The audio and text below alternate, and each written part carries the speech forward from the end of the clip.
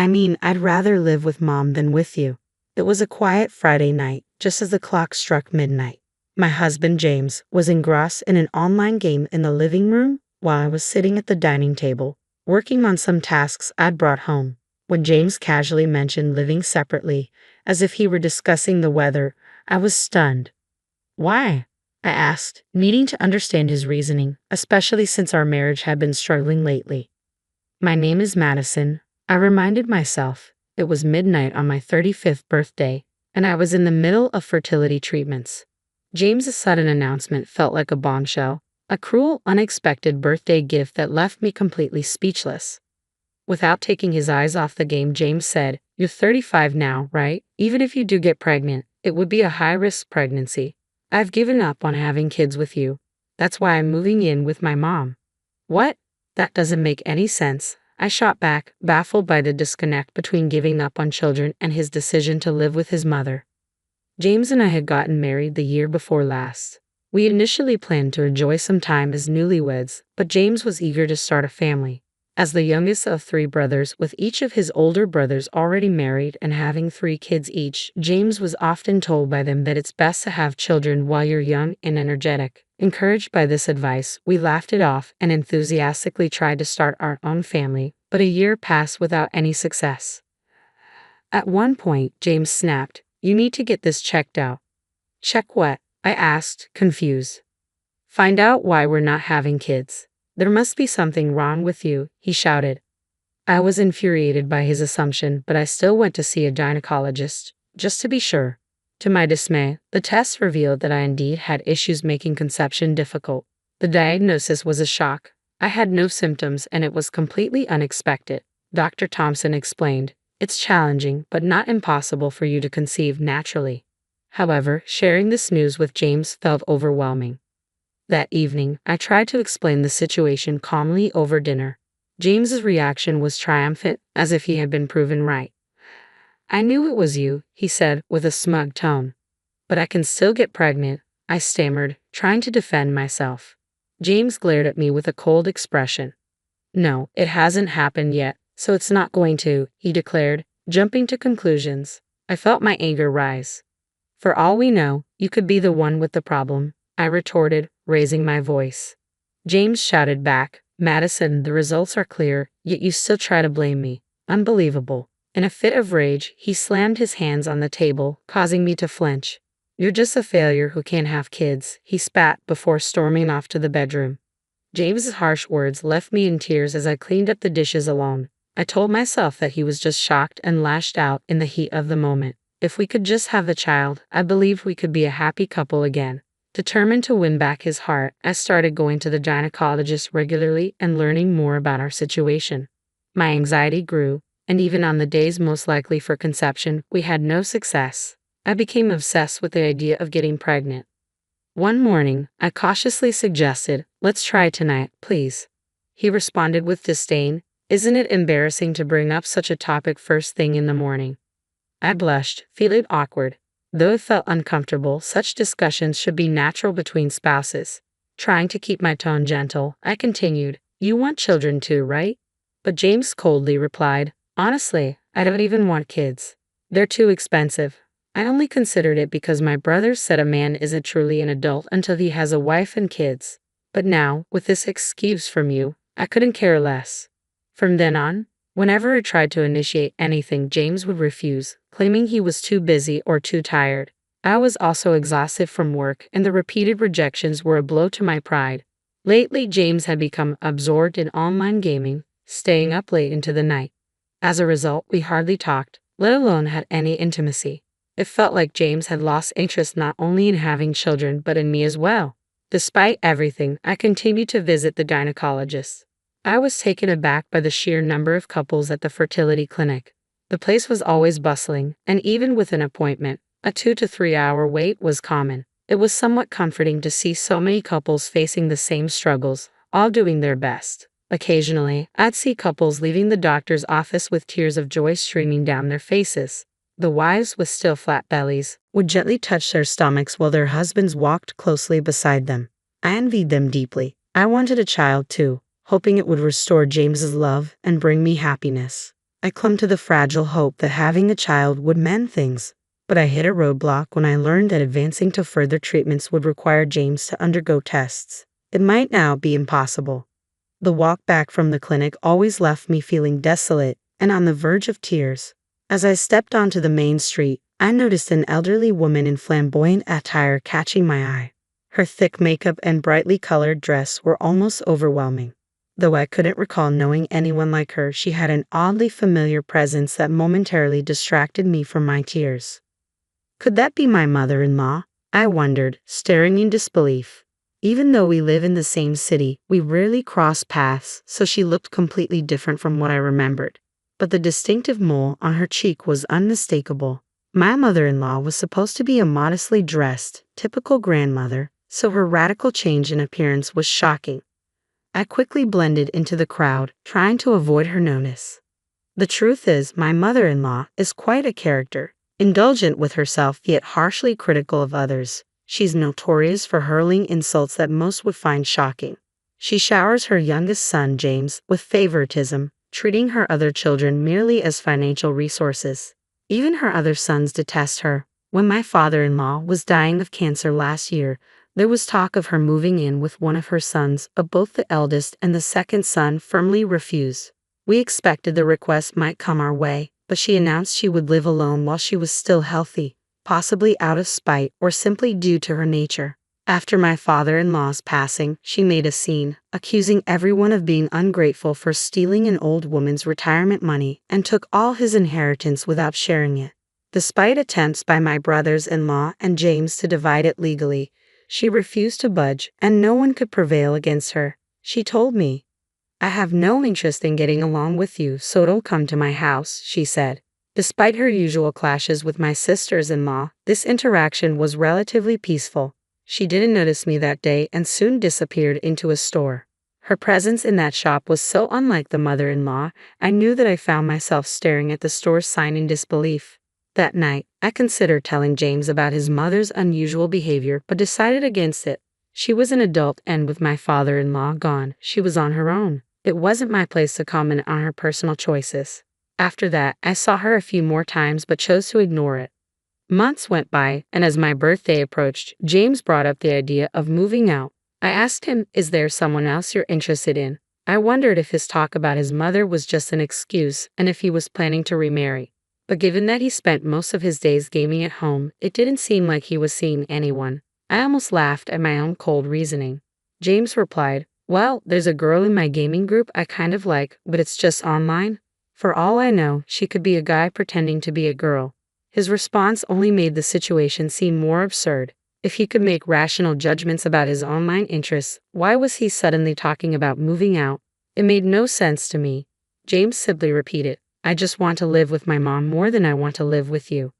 I couldn't understand why James would prefer living with his mother instead of staying with me.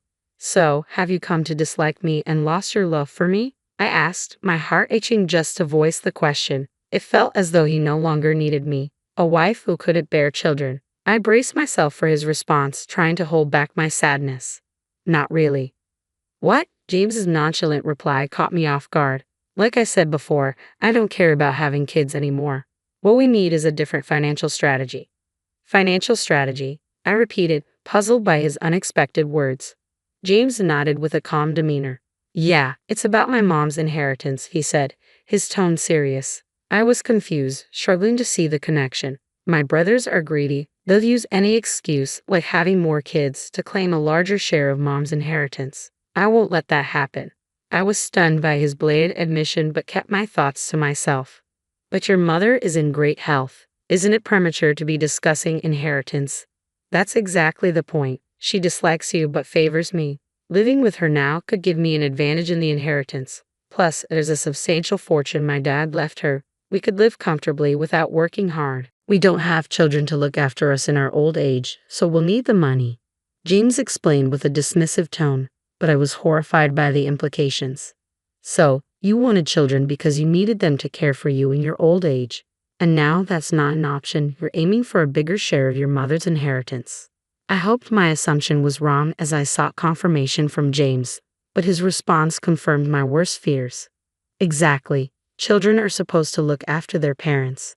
By living with my mom now, I might even secure the entire inheritance, James said, showing his strong allegiance to his mother and lack of intention to be fair.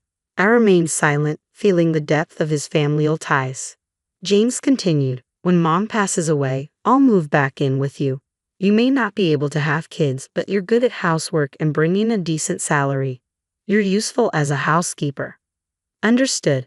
Let's get a divorce," I blurted out, my frustration overriding James's words. Who would agree to such terms? To live separately and then reunite later was an insult. I knew James, the pampered youngest son, had his flaws. But this selfish scheme was beyond forgiveness. I realized that staying with him would never bring me happiness. And at that moment, my love for James completely vanished. "Let's get a lawyer to divide our assets and finalize the divorce."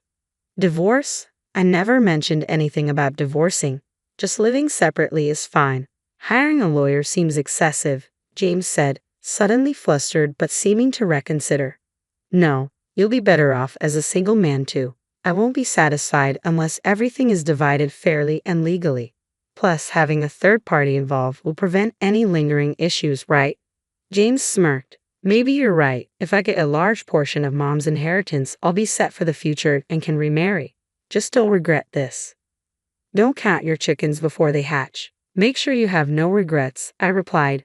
The next day, I contacted a lawyer recommended by a divorced friend and arranged a consultation. I also informed the landlord that only James would be moving out and organized a moving company.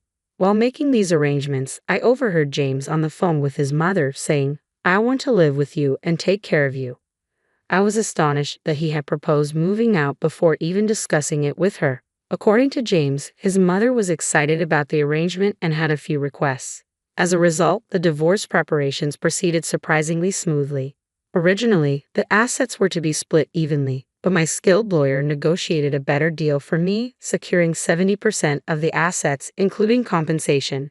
Given James's selfish reasons for our divorce, I decided not to hold back and claimed what I was entitled to. 3 days after our divorce was finalized, James returned to his family home. I was relaxing in my apartment when my phone rang. It was James and his voice was frantic. "Help me please, let's get married again. There's no inheritance. Mom spent it all on strippers. She's broke and deep in debt, and even the house is mortgaged." "Well, that's unfortunate. Your mom was really into those strip clubs," I said, struggling to suppress a chuckle. Just days earlier, I had seen my former mother-in-law heading into a strip club. Curious, I had checked the price list and was shocked by the figures. She had been frequenting the place for some time, clearly spending a fortune. With James becoming obsessed with online gaming and neglecting visits, she had fallen for a stripper and squandered not only my father-in-law's inheritance but also her own retirement savings, accumulating significant debt in the process. "Why didn't you tell me if you knew?" James demanded. "I don't criticize personal hobbies. I never stopped you from gaming, did I?" I shot back. James hesitated, then tried to shift the topic. "She's asking me to take out loans in my name, but that's not feasible. Could you give me the money from our property division? If we get back together, it's both of our money, right?"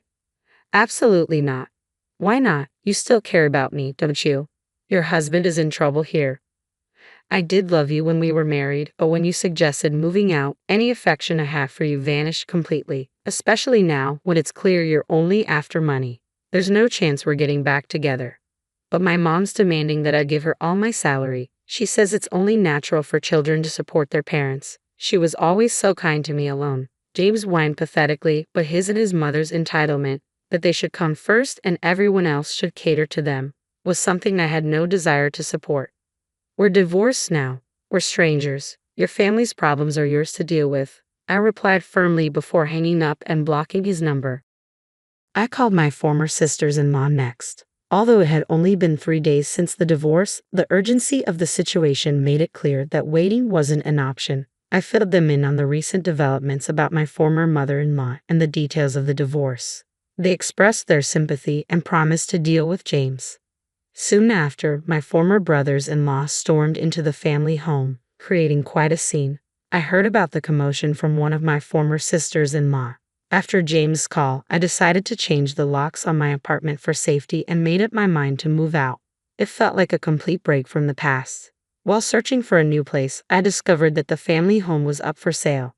Though I could have inquired about James and his mother, I chose to focus on moving forward. I was ready to leave the past behind and start fresh. I'm now considering a pet-friendly apartment where I can enjoy a leisurely life with a cute cat. I'm not scared of threats from a housewife like you who doesn't work and has no parents. You can't do anything with a pile of trash because it's just garbage. Now I understand how you feel. I'm moving out of this house. So now you'll be homeless. Good luck with that. This is a good chance for Larry to leave too. Let's team up to clean up the mess and get rid of the trash. They went to Larry's room and told him to pack up and leave. I was planning to leave on my own, but I didn't expect Larry to get kicked out too. My name is Lauren. I'm 29 years old and I'm a housewife. I recently married a man named David, who's 33 years old, 4 years older than me. At first, I thought he was mature and calm like an older man, especially because he often talked about his mother. I thought he was a good man who cared about his family. But after we got married, I saw my husband's true personality. On our wedding day, my mother-in-law was really kind to me, and I thought we would have a happy marriage. After we got married, my husband suggested we live with his mom because his dad had passed away a few years before. He said he wanted to take care of his mom. I trusted my mother-in-law, so I agreed to move in with her. But everything changed as soon as we got married. They started telling me things like, "Hurry up, Lauren, bring me tea, and clean the bathroom and toilet quickly." My mother-in-law would yell at me and give me orders like that. Maybe she wanted to scare me, or maybe it was because of her age. She'd call me loudly and make me do all sorts of chores. The biggest surprise was discovering I had a roommate no one had told me about. One morning, I was shocked to find a man I didn't know in the kitchen. I stood there wondering who he was. He noticed me and said, "I'm Larry, David's younger brother." He introduced himself. I had no idea David had a brother, let alone one who lived with us. Larry is 30 years old, the same age as me. I went to my mother-in-law and asked her to introduce me to my brother-in-law. She replied, "Oh, you mean Larry? Don't worry about him. He's like a reclusive ghost." I was taken aback. How could she dismiss her own son like that? She called him a ghost and said she was content with just David. She described Larry as a useless hermit who only went out for shopping and otherwise stayed at home. Her words shocked me. I felt let down by my mother-in-law and couldn't believe how much she had changed since our wedding. It was heartbreaking to see her treat her own son unfairly. Being an only child with no siblings, I couldn't relate to having a brother. If my own mother said such things about me or ignored me, I would be devastated. My parents have passed away, and I envy families who are alive and close-knit. I had hoped that at least parents and children could have good relationships. I asked my husband about Larry when he came home from work. I hoped maybe the brothers could get along, but my husband was distant. He said, "Just leave him be, pretend he's not there. He won't bother you." He said it like it didn't matter, as if he had forgotten to mention it. I was disappointed to hear him refer to his own brother as a ghost. My husband seemed disconnected from his family, just tied to his mother. After finishing my chores for the day, I went upstairs, feeling regretful about my marriage. That's when I ran into Larry, who was heading to the bathroom. "You're married to my brother, aren't you?" Larry said to me. "Yeah, what's wrong?" I replied. "I'm sorry, forget I said anything. But I don't say things lightly. You should consider leaving," he said. "What?" I asked, confused. "I'm sorry, but I think you should get a divorce," he said. I felt offended and confused by how my husband and mother-in-law were behaving. I married my husband because I loved him, so it was shocking that Larry would suggest divorce after just one day. "It's none of your business. I can handle it," I told him. "I'm sorry about that. I tend to be blunt." Larry apologized, bowing his head. His apology seemed sincere, but I wasn't sure. Maybe he was trying to be polite or genuinely concerned. While I was thinking about this, Larry excused himself and went to his room. My mother-in-law and husband described Larry as a strange recluse. But to me, he seemed like a decent person who deserved respect. The next morning, as I set breakfast on the table, Larry came down to get a drink. "Good morning, Larry. Why don't you join us for breakfast?" I offered. "Good morning, Lauren. Thank you for inviting me," Larry replied, casting a glance at his mother. "I'm not eating breakfast with him. Just get the breakfast done," she yelled at me. "It's okay," Larry said quickly and returned to his room. I wanted to apologize for my strong words from yesterday, but I couldn't bring myself to do it. Hey, all you need to do is the housework. Don't do anything unnecessary, okay? My mother-in-law gave me a stern glare. I was taken aback by her harsh tone. As the new bride, I hadn't expected to be treated like this. My husband's behavior towards me also changed drastically. What the heck? Curry again today? You should have told me beforehand, he shouted. I already had curry for lunch. Why didn't you call me to say you wanted something else? I stayed quiet. He kept yelling, you're not even apologizing. Who do you think you are? Your job is to do the housework, so make sure you understand that. I was shocked and remained silent. David didn't love me. He just wanted a housekeeper. It's awful. How could he be so cruel? I whispered to myself in disbelief. Their calm voices showed they didn't care about me. They just wanted to make themselves comfortable. They were using me. Seeing them laughing and watching TV in the living room, I quietly went upstairs. As soon as I reached my room, tears started streaming down my face. Then, a gentle hand offered me a handkerchief. I still think you should leave, said a familiar voice. I looked up, and it was Larry. I'm sorry, I'm so sorry, I managed to say between sobs. I wiped my tears quickly. I'm sorry I used your handkerchief. No, I gave it to you because I wanted you to use it, Larry replied kindly. I overheard what my brother and mother said. I knew it. They're the worst, he continued. When I asked Larry what he meant by I knew it, he confided that he had been in a similar situation before. Curious, I pressed for details.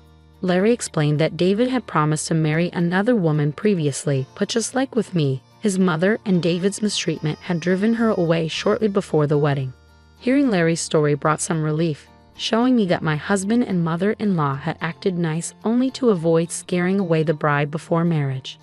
I felt trapped and hopeless. How could I have trusted them? But I had no other options.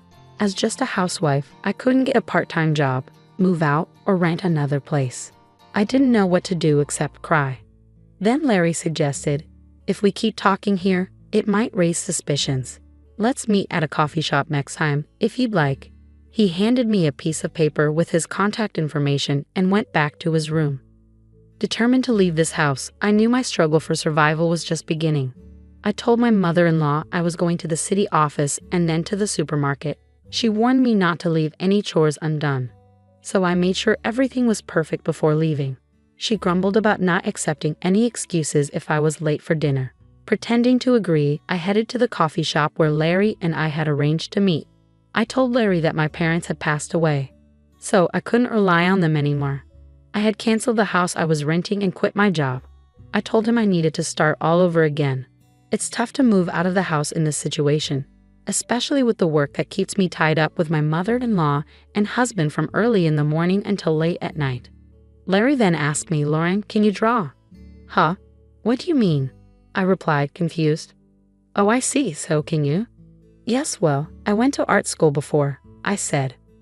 Really? That's great, he exclaimed. Yes, but how? I asked.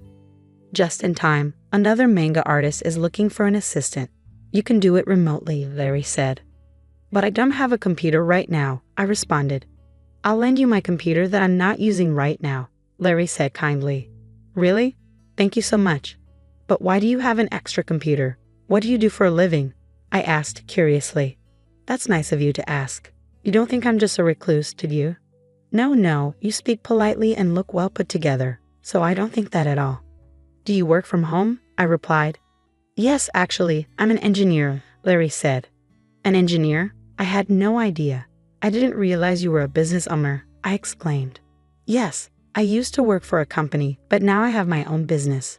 Running things independently works better for me. We also have web designers on staff. It's a small team, so we handle everything remotely, he explained. I see, that explains why you're always at home. But your mother and David said you're just idle at home. Haven't you told them the truth? I asked. I don't see any benefit in telling those two, Larry replied. Fair enough. But if you're such a capable manager, why don't you leave that house? I wondered. Then, for the first time, Larry shared his thoughts with me. Let's not focus on me. I need to introduce you to the manga artist, he said. Larry immediately made a phone call, and soon a remote interview was scheduled for me. I was set to interview with a manga artist on Wednesday. My mother-in-law usually had lessons during that time, followed by outings with other participants, so I could manage the remote interview then. It seemed I made a good impression because I was hired on the spot. They agreed to send the hiring documents addressed to Larry, considering my situation. Next, we needed to find a place for me to stay. I have a friend who works at a real estate agency. He can help you find a good deal, Larry said. Who is this guy? He seems to have connections, I remarked. Our search for a new place went smoothly, and we signed a lease for a place that suited my needs. Just when things were starting to fall into place, I had an argument with my husband one day. Hey, where's dinner? My husband woke me up while I was sleeping in our bedroom. He seemed a bit drunk, like he had just come home from drinking. Dinner? It's midnight. Besides, you said you didn't want to eat because you were going out for drinks, I replied. Shut up. The king is home, and you don't even get up to greet him. And now you say you didn't make dinner. You're a useless wife. His words made me really angry. Do you have any idea how hard I've been working with your mother for you? How can you act so superior to me? I shot back. That's because you're my wife. A wife should support her husband, and your job is to take care of the house. If you can't do your chores, don't argue with me. A wife who can't handle the housework is worthless, my husband said, just as I heard the door open. My mother-in-law left in an awkward way. You're just like trash. Larry is also trash, and this place looks like a dump, my husband sneered, with my mother-in-law agreeing. Yes, let's get rid of this oversized trash, he added. What did you just say? So, I asked him directly. He opened a drawer and pulled out a piece of paper. This is what I mean. It's divorce papers. You're no longer useful to me. I'm going to find another wife who can replace you.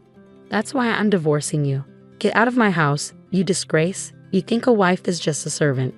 The best wife is one who acts like a housekeeper. You shouldn't speak like that. One day, you might regret it, I replied calmly. What are you going to do about it? I'm not scared of any threats from a housewife like you, with no job and no parents, he laughed. My husband and mother-in-law joined in. Exactly, you're useless. You can't do anything about it because you're just trash. Well, now I understand how you truly feel. I'm leaving this house. I said that and signed the divorce papers. Then, I left.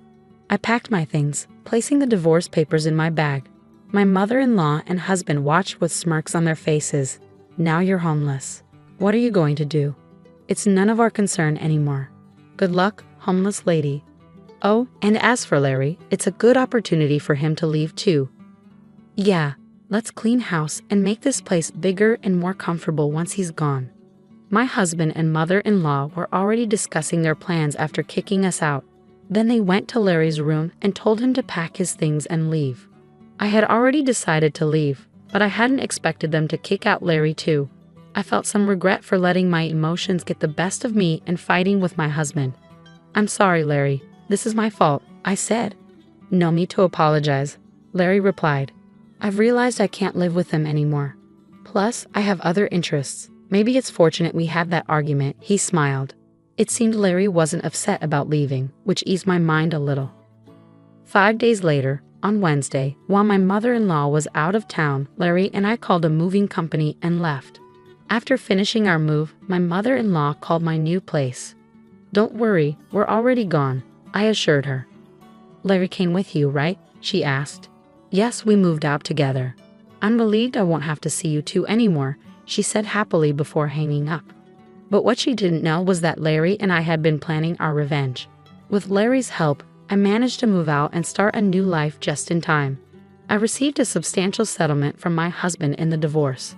Larry had recorded what my husband and mother-in-law said during our fight, which was considered harassment and helped prove their fault in the divorce. This enabled me to claim a significant amount of money as retribution against my husband. Larry's friend, a lawyer, assisted me in securing alimony. My husband was shocked but ultimately accepted the settlement. I was deeply grateful to Larry for his support and decided not to dwell on it further. A few days later, I received numerous phone calls from my ex-mother-in-law. It felt like a nightmare come true.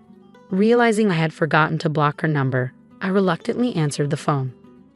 Lauren, where are you? She demanded. There's no way I'm telling you that. We're strangers now, I replied firmly. Please don't say that, she pleaded. I'm calling because, where is Larry? She asked. Huh? "Why are you asking about Larry?" I responded. "I've been trying to reach him, but I can't get in touch anymore," she explained. "That's too bad. Maybe he doesn't want to talk to you anymore," I retorted, trying to provoke her. Then someone else grabbed the phone. "Don't play games. You moved out together.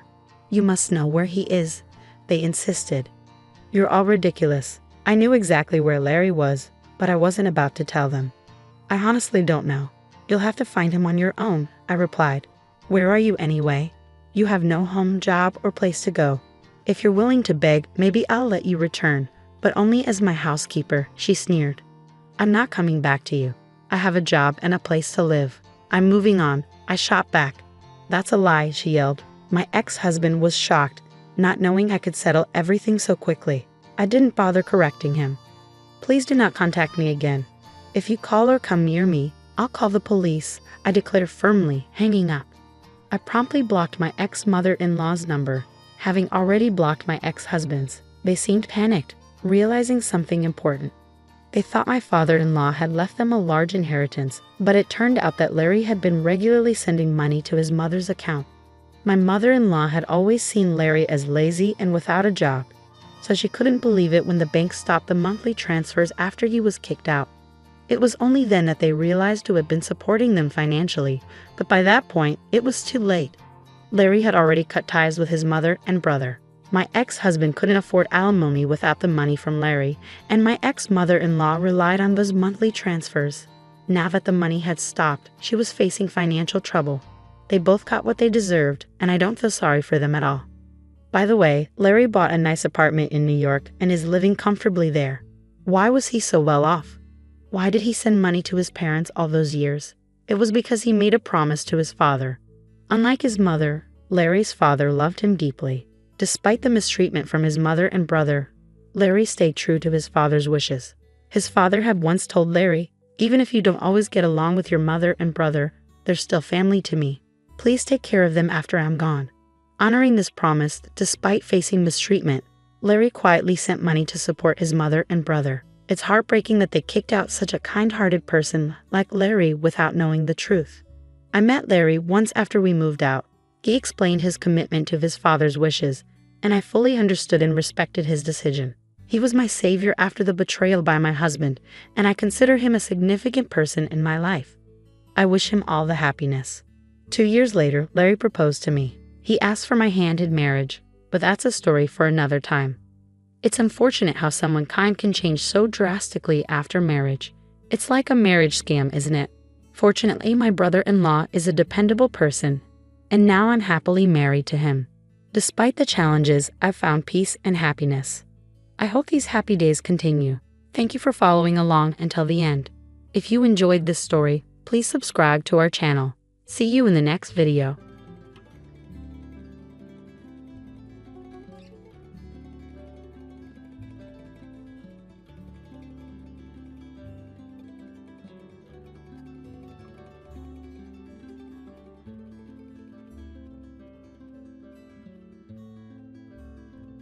Since I'm getting remarried, you'll need to move out. The $55,000 loan will be covered by my new partner, he said, his voice dripping with irony. Years of painstakingly working to pay off that loan left me stunned by his audacity to shift the burden onto his new wife. "Then, I guess the $5,000 monthly payments will be your responsibility now," I replied, making clear the true amount I had been shouldering all along.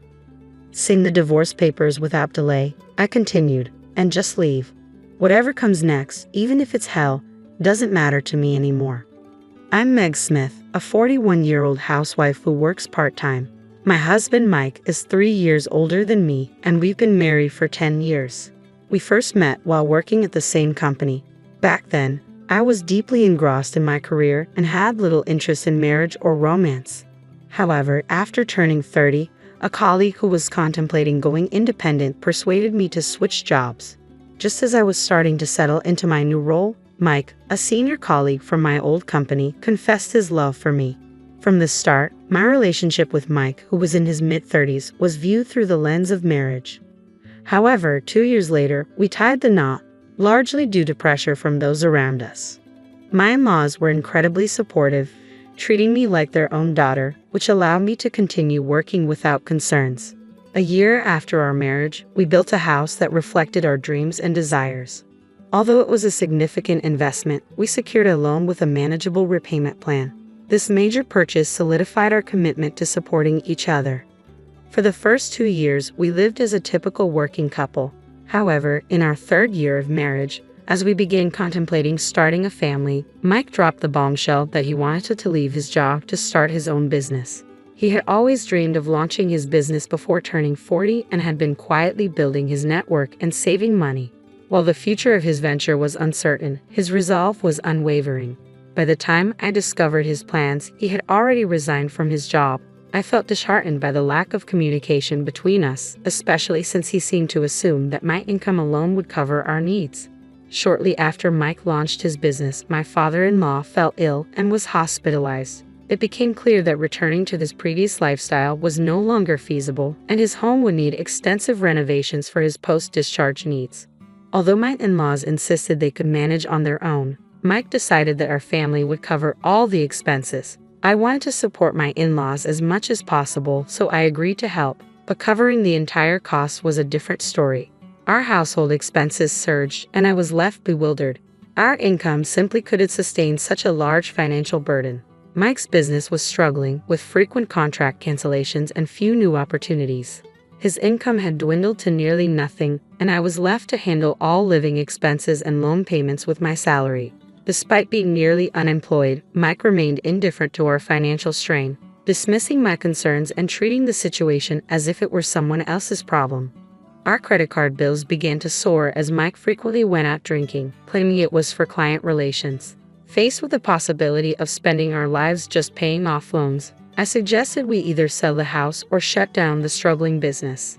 Mike dismissed my proposals, insisting, "We're not on the brink of ruin.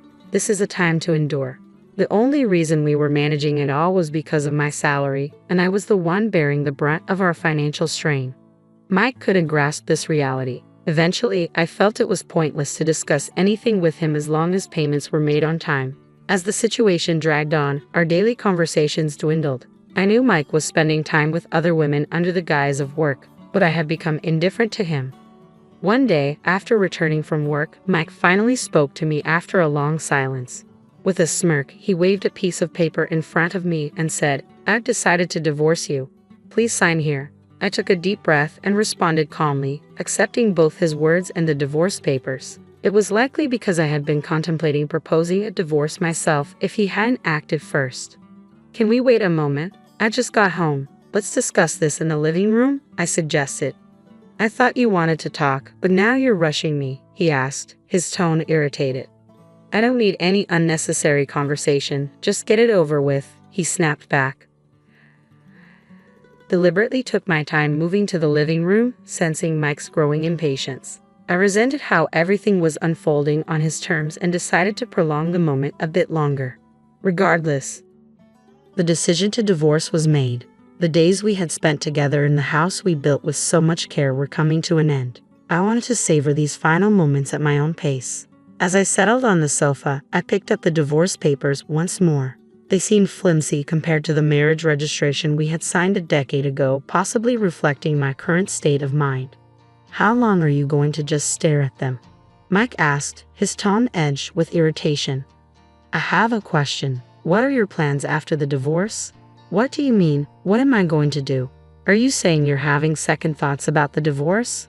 "I'm going through with the divorce, but can we at least have a brief conversation before it's finalized? I'm planning to remarry, after all." "Remarrying, huh? So there's someone else. She must be young, attractive, and financially successful, unlike me, an old lady who didn't even have children with you. So you're planning to take advantage of her next." "Take advantage of her? What do you think of me?" "I'm simply laying out the facts. I've always handled the finances and you never had to worry about payments. Yet you act so superior. I can lead a better life without someone like you. The divorce is actually a favor for me." Sure. I'll brush off your bitter remarks as the ramblings of someone who's lost. Maybe I should have said more. "Keep talking. The divorce is final, and I won't have to see your face much longer. So please move out by the end of the week." "I'm leaving today. I can't stand hearing your voice any longer." By the way, does your new girlfriend know about the loans you're carrying? Of course she does. She's agreed to contribute $500 a month for living here. It's no big deal for her. She won't struggle with the loan payments like you did. Understood. After signing the divorce papers, I decided to leave with my belongings already packed. I'll leave the remaining furniture behind as part of the asset division. Dispose of it if you don't need it. Just go. And best wishes to your new girlfriend. Handling a $5,000 monthly loan payment will be challenging, but good luck. By the way, I've left a note detailing the loan information for her. With a smile, I handed Mike the note, got into my car, and drove away from my former home. I headed straight to City Hall to submit the divorce papers. I hadn't felt this relieved in a long time and thought I should have divorced sooner without worrying about him managing the loan payments. A week after the divorce, one morning, I received multiple calls from my ex-husband Mike. Though I had anticipated this, it was still quite irritating. I decided to address it and answered one of his calls. Yes, what do you want? I wouldn't be calling if it weren't important. That's quite rude, but is it true about the $5,000? I have no reason to lie. You're expecting me to cover your debt. I sighed deeply at his words. Maybe I should have explained everything more clearly instead of just relying on the note. Despite the inconvenience, all the details are laid out in that note. I thought you'd understand it if you read it. I'm calling because I still don't get it, even after reading. I'll break it down for you. Besides the mortgage on the house, there are the renovation costs for your parents' home that you chose, the personal loan for your father's medical expenses, the business loan for your venture, and the credit card debt you accrued, all under your name. If there were only a mortgage, I could have managed that, but there's much more. If you have doubts, you can verify it. I helped because I was your wife, but now that we're not, it's no longer my concern. I told you when I left that there's a monthly payment of $5,000. You must think this is a joke. You spent money like it was nothing. Did you ever consider these payments? Well, you'll have to deal with it with your new girlfriend. That's why you divorced me, right? Actually, she broke up with me. She said $5,000 a month is too much. I figured as much. It's understandable. Even someone with a high income would rarely agree to take on a $5,000 monthly payment for debts they didn't incur. No one wants to pay 10 times the value of a house over many years. Did you really earn that much after changing jobs? Yes, my salary increased fivefold after changing jobs, but all that income went straight to repayments. I didn't realize you were making so much. I wouldn't have suggested divorce if I had known. It's not that you didn't know, you just weren't interested. After I switched jobs, you never asked about my work or my salary. You should have brought it up yourself. You never discussed your income either, even when we worked together. You barely communicated. Once you went independent and had little to no income, yet continued to spend recklessly, I figured it was pointless to bring it up. Let's start over. Come back. I refuse. I finally achieved my freedom. Then what about the payments? $5,000 a month is unmanageable. Sell the house and use your income to pay off the remaining debt. You might be able to handle it if you adjust the repayment plan. Why not continue with the payments? I have no involvement with you anymore. I'm not interested in a stranger's debts. You're incredibly cold.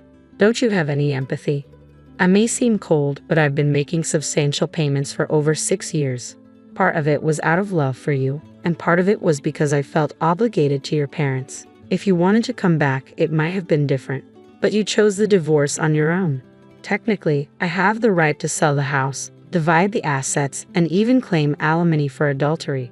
But I wanted to sever ties with you before dealing with that. I'm done with someone who turns their own money into a facade of wealth and squanders everything. I'm exhausted from covering your reckless debts. My life is my own now. Don't involve me in it any further. With that, I ended the call. Mike ceased to interfere in my life after that. The relief I felt when everything was finally settled was immense. Later, I learned that Mike had to give up his job and the house and create a new repayment plan for the loans. Returning to his previous job under the scrutiny of others must have been uncomfortable. Despite this, he would continue to be burdened by loan payments. I'd also heard that his parents decided to sell their house and move to a retirement home. It saddened me to think they wouldn't have faced such a choice if we hadn't divorced. I assisted with their move and contributed financially to their entry fees as a way to repay the kindness they had shown me. I hope they can now enjoy a peaceful life without the strain of $5,000 monthly payments. I can live comfortably by being naturally frugal, and my savings have steadily increased. I'm also looking into investing to secure my financial future. Currently, I'm moving forward with a new partner I met after my divorce, and I'm enjoying fulfilling days both professionally and personally.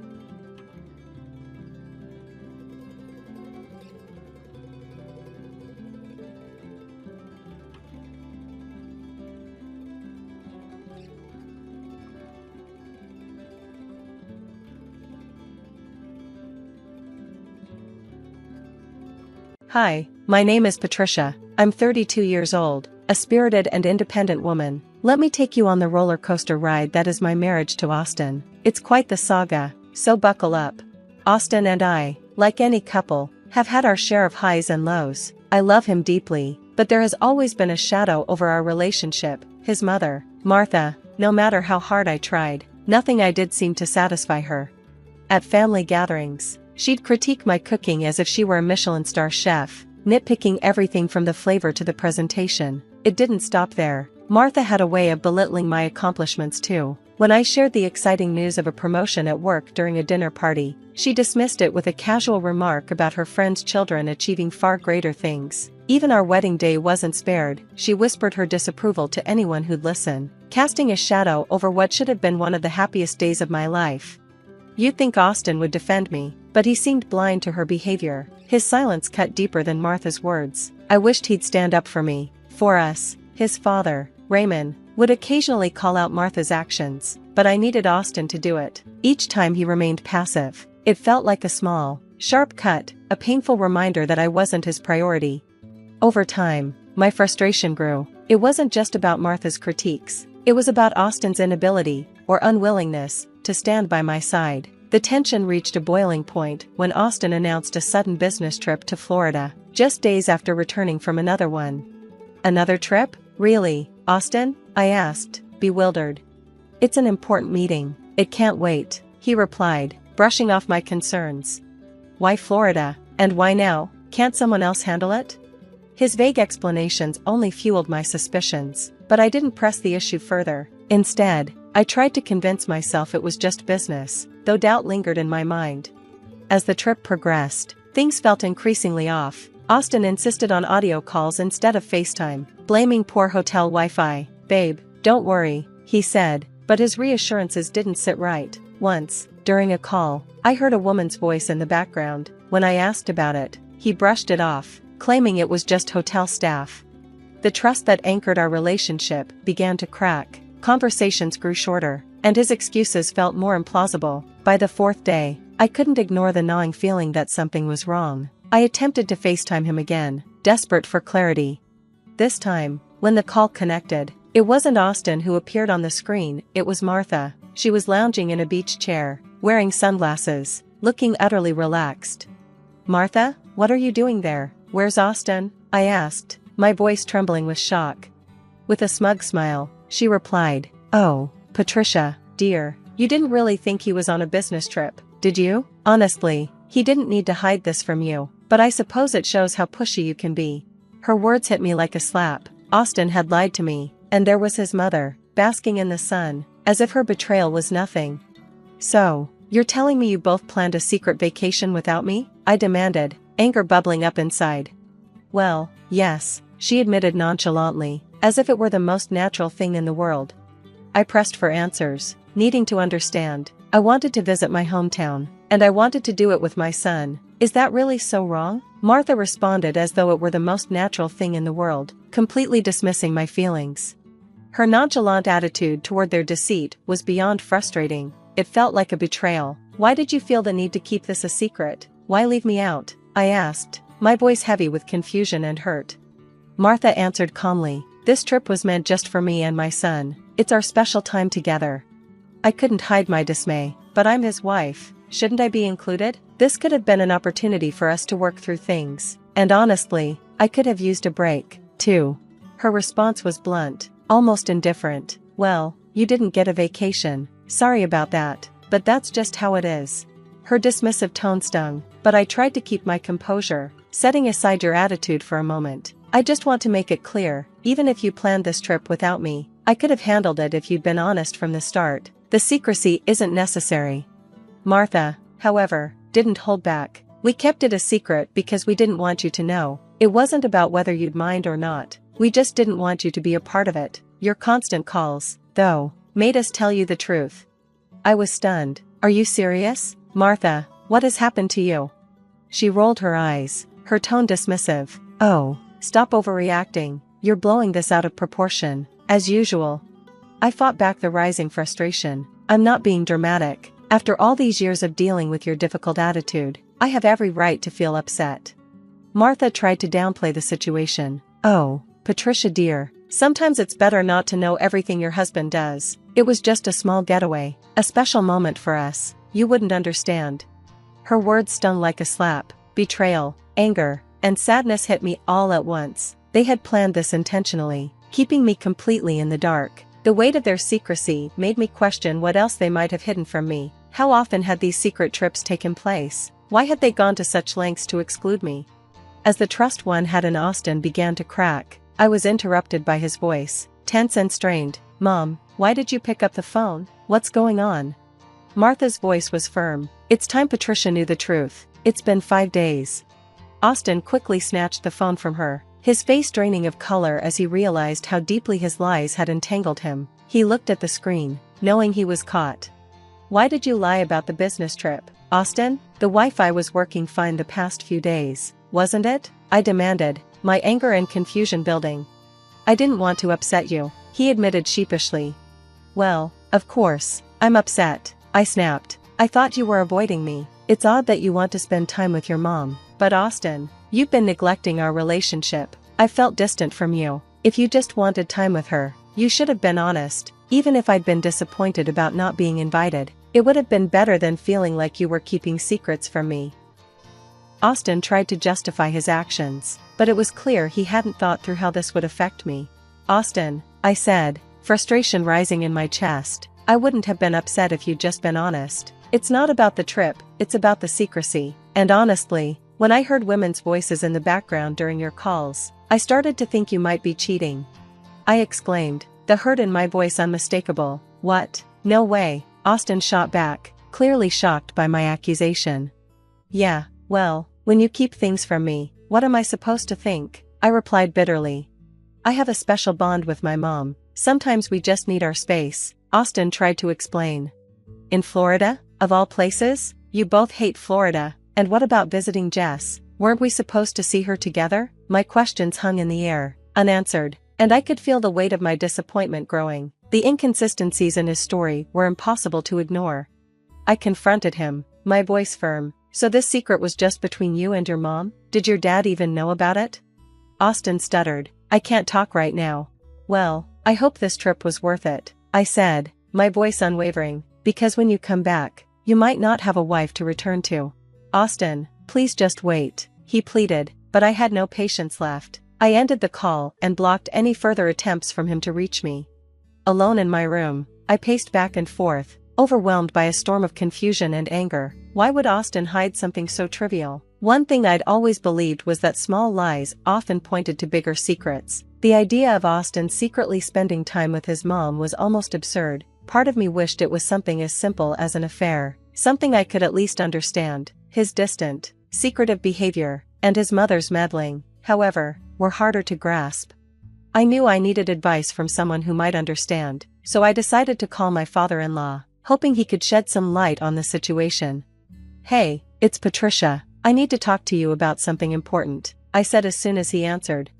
I poured out everything, the deception that was straining my marriage, the betrayal that was swirling inside me. I told him how Austin had fabricated a story about a business trip and how Martha seemed to revel in keeping me out of the loop, enjoying the control it gave her over our relationship. The weight of their deceit was suffocating.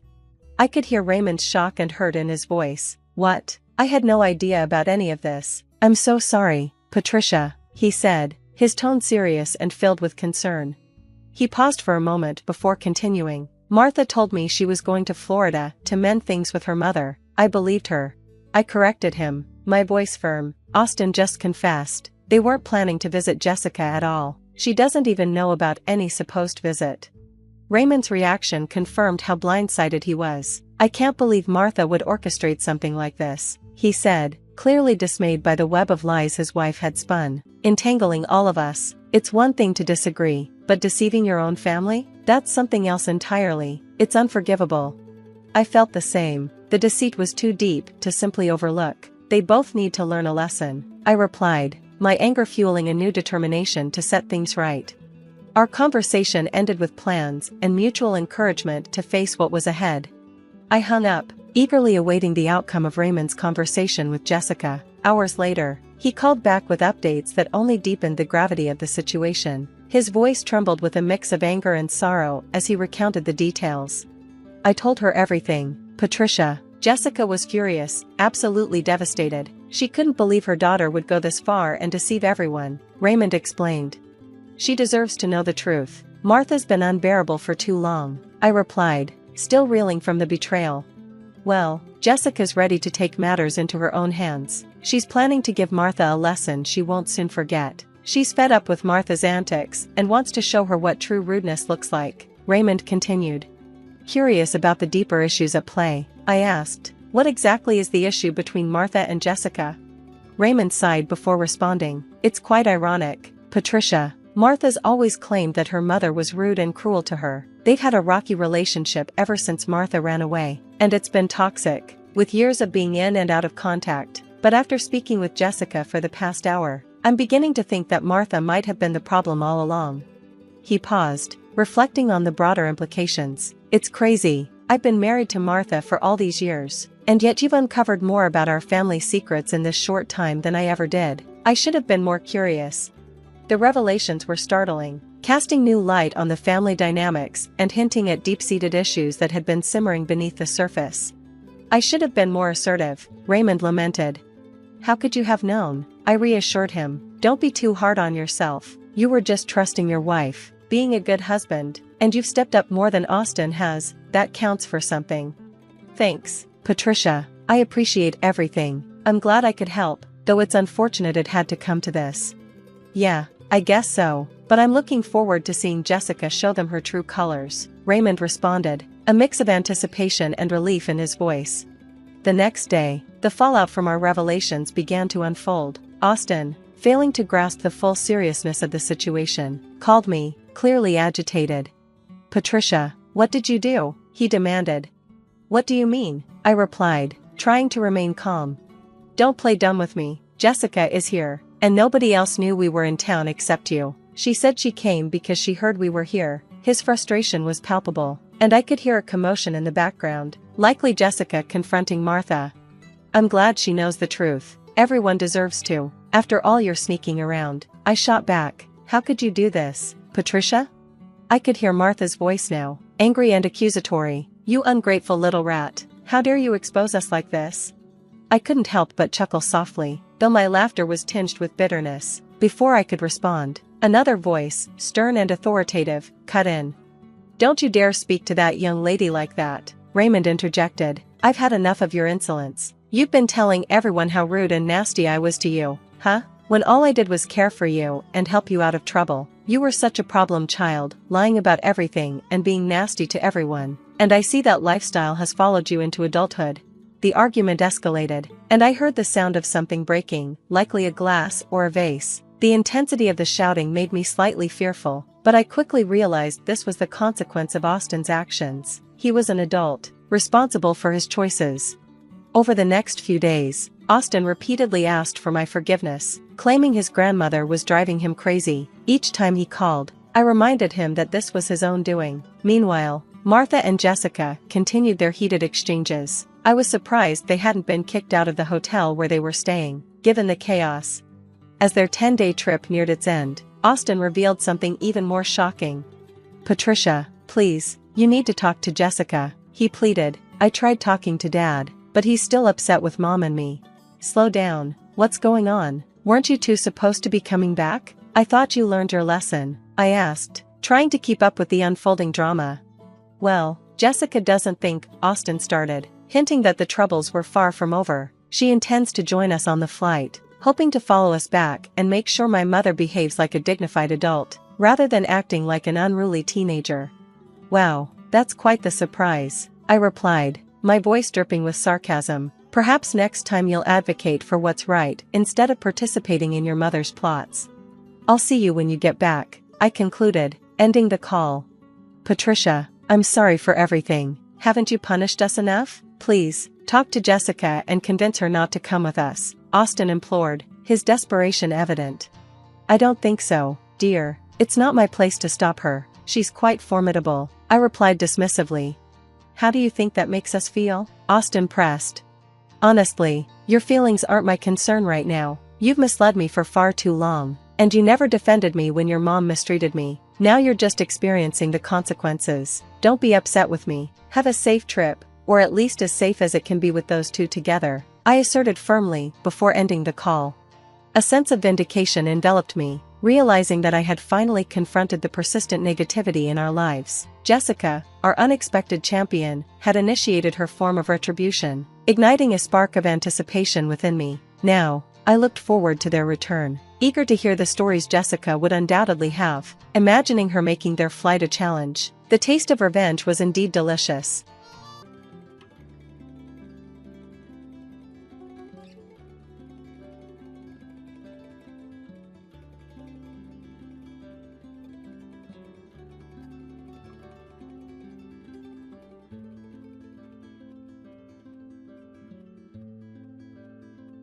Hello, my name is Patricia, and I'm 38 years old. It's a sad reality, but many women have faced cruelty from their in-laws, and I'm no exception. However, my experience is unique, one that many may struggle to relate to, especially when it comes to standing up for oneself and seeking justice. But in my case, I was fortunate enough to change my situation, and I'm sharing my story in hopes that it might inspire others going through similar struggles to fight back against the mistreatment they face.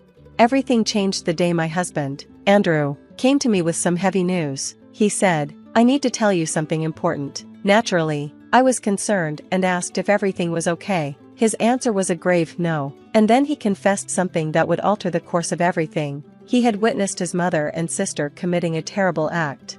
This moment was a turning point because, until then, Andrew had always dismissed my complaints about his mother, Susan, and sister, Lisa. They had made it their mission to belittle and embarrass me, from ruining my clothes at family events to tampering with my food and drinks, ensuring I'd make a fool of myself in public. They even went as far as slandering my business. They were upset that I had taken their precious boy away, despite my constant attempts to explain their behavior. But Andrew had never taken my side, until now.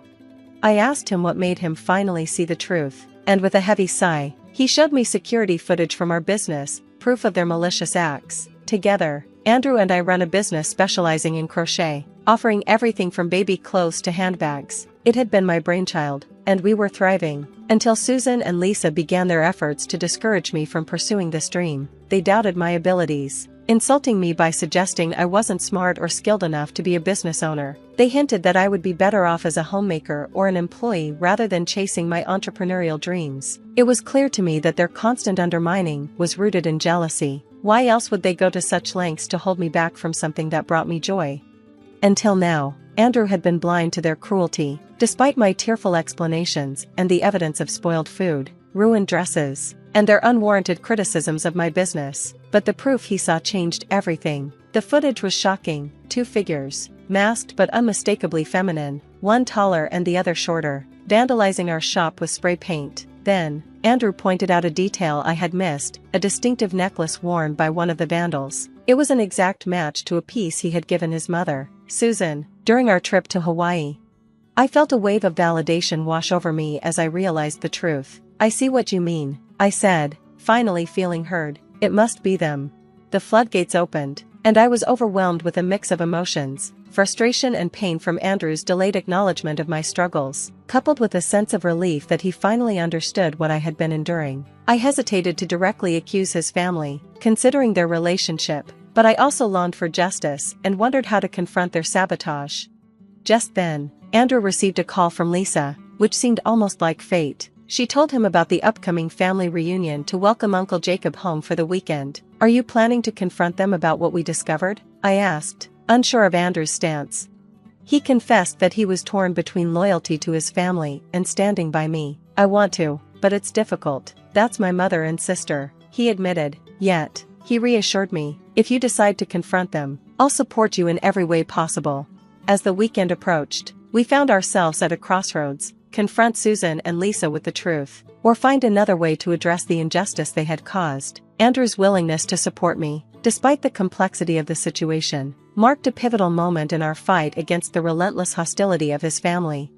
On the day of the reunion, we made our way to Susan's house early, eager to help with the preparations for the big family feast celebrating Uncle Jacob's return. His homecoming was a major event. Given his beloved status and long absence, the atmosphere was charged with anticipation for the joyous reunion ahead. However, upon our arrival, I immediately sensed a shift. Susan and Lisa, who had always greeted us with warmth, suddenly wore expressions of thinly veiled jealousy and disdain at our presence. "Oh, you two are here early?" Susan remarked, her voice dripping with false sweetness. "Yeah, Mom, we thought we'd come by to help out with the crowd," Andrew replied, ever the peacemaker. "Aren't you just the kindest?" she responded, though her eyes were anything but kind as they landed on me, as if accusing me of some unspoken crime. Then, with the smoothness of a serpent, Susan commented on the vandalism of our shop, a tragedy she had conveniently noticed. Lisa quickly chimed in, echoing her mother's feigned sorrow. Their performance was almost laughable. If not for the venom beneath their words, they could barely contain their glee, almost breaking into laughter at the deceit they had so carefully crafted. I bit back my anger, choosing to feign ignorance. Now wasn't the time for confrontation. I waited for the perfect moment to expose their treachery. Andrew played along, careful not to rock the boat too soon. We spoke in unison, our words dripping with irony. "It's devastating. Truly, we can't imagine who would do such a thing." Their reaction to the mention of involving the police was just as defensive as I'd expected. Lisa hastily cut in, trying to downplay the incident. "Police for a minor act? Surely it was just kids messing around." "Oh, Lisa, it's heartwarming how you worry about these kids," I replied, my voice thick with sarcasm. "But regardless of their intentions, they need to be held accountable. After all, ignorance isn't a valid excuse for such actions." Our exchange wasn't just small talk. It was a game of strategy, and I was biding my time, waiting for the right moment to fully expose their malicious behavior. The day was still young, and the feast had only just begun. Susan, trying to support Lisa's minimization of the situation, chimed in with her usual condescending tone. "Remember the foolish things you did as a teenager? Let's not overthink this. We have a party to prepare for." Her words were an attempt to dismiss the vandalism as youthful folly, but I could see it clearly. Our mention of police involvement had rattled them. Despite their attempts to appear unfazed, the tension in the air was undeniable. Andrew and I exchanged a silent, meaningful glance, an unspoken agreement passing between us to maintain our act. We joined the others in preparing for the party, cooking, cleaning, and setting up. By 4 p.m., the house was buzzing with the arrival of family members, and the long-anticipated reunion was in full swing. In the midst of the chaos, Andrew pulled me aside, his face serious. He handed me a concealed microphone. "Wear this," he whispered, his voice tinged with a mix of regret and determination. "I know I'm not confrontational enough to go directly against my mother and sister. I'm not the assertive figure you hoped for, but this way, you can uncover the truth on your terms. You're stronger than me. With this mic, you can gather the evidence we need for justice." I understood what he was offering, a different kind of support, one that played to my strength. I clipped the microphone on, hit the record button, and began my covert mission. It didn't take long before I found Susan and Lisa in the kitchen, engaged in a heated conversation. I lingered by the door, careful not to alert them to my presence. Lisa's voice was tinged with anxiety. "She knows everything. Mom, didn't you see how she was looking at us?" "Quiet, Lisa, you're being paranoid," Susan replied sharply, but I could hear the uncertainty in her voice. "She has no idea it was us." "I'm telling you, she knows. I can feel it," Lisa insisted, her panic rising. "Even if she suspects something, what can she really do about it?" Susan countered, attempting to soothe Lisa's nerves. "Remember, Andrew is on our side, and she loves Andrew. If she found out and tried to tell him, he'd never believe her over us." Their words were more than just a confession, they were a damning revelation of their true nature. The conversation was a detailed map of their schemes, from ruining my dress before a big presentation to spoiling my food and drinks, all in an effort to undermine me. They believed that Andrew's loyalty to them would always outweigh any doubts about their behavior, keeping their misdeeds safe from punishment. As the weight of their betrayal sank in, I could no longer contain my frustration. I'd intended to gather more evidence quietly, but the truth was out, and I was done playing their game. It was time to confront them directly. I worried that the microphone might not have captured their admissions clearly from a distance. It was critical to get closer, not just to ensure the recording was solid, but to confront them face to face. I barged into the room, feigning innocence. "Hey, is there anything else we need to do before Uncle Jacob arrives?" I asked, startling them. Their reactions were a mix of surprise and feigned concern, with Susan immediately chastising me for giving her a fright, claiming she had a weak heart. I couldn't resist a sarcastic jab. "Not too weak, it seems," I replied, hinting at her unexpected vitality for someone her age. Curious, Susan pressed, asking what I meant. I took the bait, insinuating that I'd recently seen her in some rather energetic, if not questionable, activities, dressed all in black and wearing a mask. They froze at my description, and the brief pause was enough to tell me I'd struck a nerve. I pushed further, alluding to having witnessed something incriminating. Their defense came fast but nervous, a weak attempt to feign ignorance. I upped the stakes, suggesting there might have been another masked accomplice involved in these shady deeds. Their denial faltered, and that's when I decided it was time to reveal my trump card. Ignoring their attempts to deflect, I pulled out the video Andrew had shown me, undeniable proof of their malice. The footage played on my phone, and their faces drained of color. The silence that followed was a moment of pure triumph, not just for confronting them, but for standing up against their relentless efforts to undermine me. The evidence was irrefutable, and it marked a turning point in our ongoing family drama. Still, they tried to deny it, brushing off the situation as something trivial, but I held my ground, emphasizing the gravity of their actions. "This is a very serious matter," I insisted, pushing the phone closer to them. I could see their expressions shift from arrogance to panic as they realized the footage directly implicated them in the vandalism against my business. Lisa quickly attempted to deflect, but Susan, desperate, hissed for silence. The pressure was too much for Lisa to bear, and, out of guilt and fear, she finally confessed. Susan's denial crumbled in an instant as Lisa admitted their crime, leaving them no escape. But rather than take responsibility, their tone shifted from confession to defiance. They taunted me, thinking their connection to Andrew would make them untouchable. They were wrong. I met their challenge head-on. "Andrew's affection for you may be strong, and maybe he won't intervene," I shot back. "But what makes you think I'll stand idly by after you targeted my business?" My passion? My voice was unwavering, my resolve clear.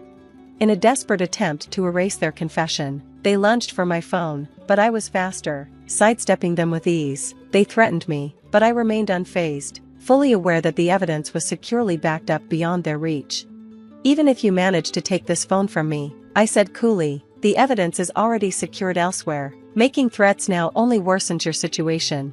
I stood my ground, warning them that their intimidation tactics wouldn't work on me. Lisa's threats grew darker, but they felt hollow in light of their exposed wrongdoing. I faced their aggression with a calm yet firm resolve, prepared to defend my livelihood against their vindictiveness. The tension in the kitchen thickened as Susan and Lisa's threats escalated into a chaotic chase. I dodged them deftly, fear mixing with determination. The moment I flung the door open, a wave of relief washed over me as I saw Andrew standing there, unaware of the commotion that had unfolded just moments before. "Help me, your mom and sister are out of control," I exclaimed, desperate for his intervention. Andrew, taken aback, could only ask what was happening as Susan quickly twisted the narrative, accusing me of being the aggressor. She falsely claimed that I had threatened them with violence and vandalism. Andrew looked torn, stuttering as he tried to find the right words. My heart sank, but I urged him to stand by me, to defend the truth against the lies his family was spreading. He remained silent, and that silence spoke volumes about his inner conflict. Susan seized the opportunity to remind him of his loyalty to them, suggesting that his allegiance would always lie with his family, not with me. Andrew tried to mediate, claiming he loved us both equally, but his indecision only deepened the rift between us. I reminded him of the irrefutable evidence he had shown me. "Look at the truth, Andrew," I said, pushing him to acknowledge the reality of what had been happening.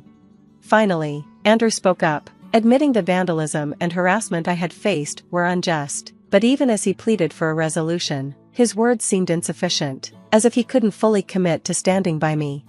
Just then, Uncle Jacob entered, blissfully unaware of the tension in the room, eager to join the celebration. He brushed past the charged atmosphere, but Susan and Lisa weren't done yet. They continued their threats, warning Andrew of dire consequences if I took legal action.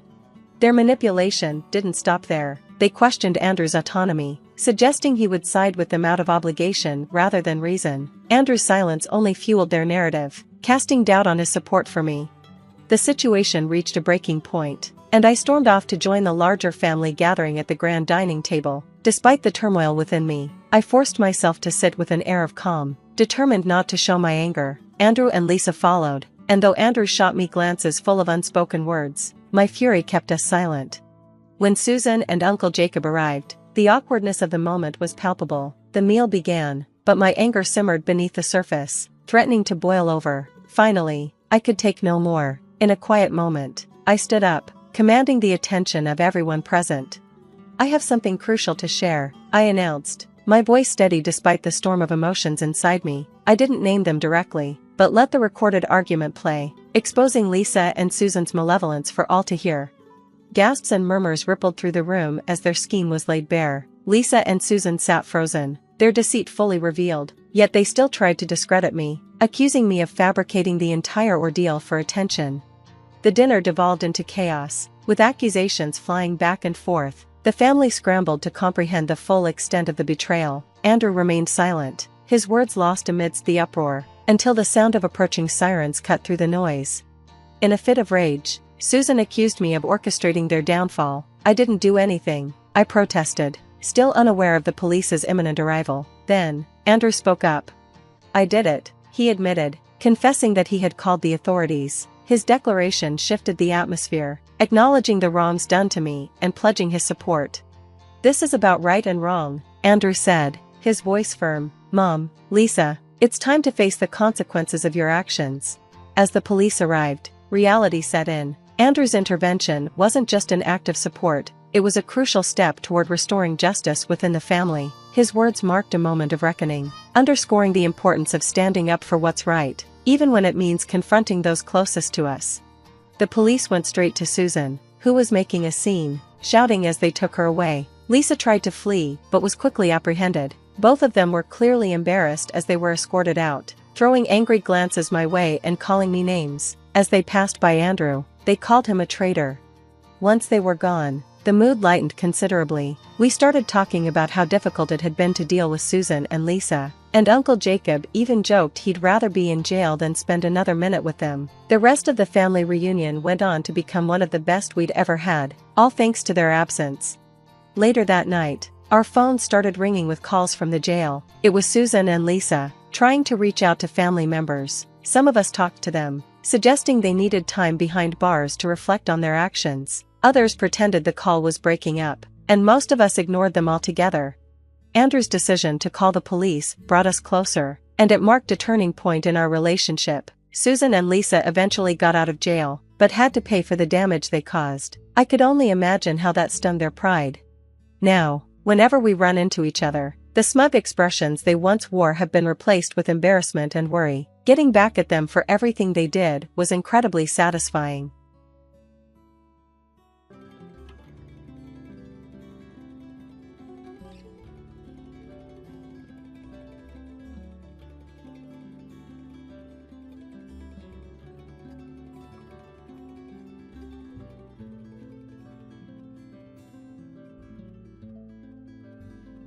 Life in the urban sprawl as a police officer doesn't just toughen you, it encases you in a shell of skepticism so impenetrable it might as well be Kevlar. That was me, Emma, a 37-year-old former lieutenant turned private detective, lugging around a suitcase of mistrust heavier than the cases I cracked. My daily grind revolved around unfaithful partners and the art of deception, not exactly the setting for a romantic fairy tale.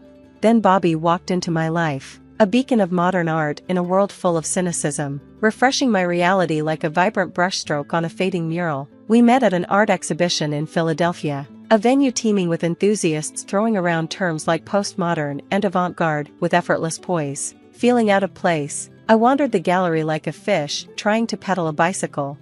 Intriguing piece, isn't it? Bobby's voice cut through my discomfort, his gaze fixed on what appeared to be a strategically arranged heap of junk.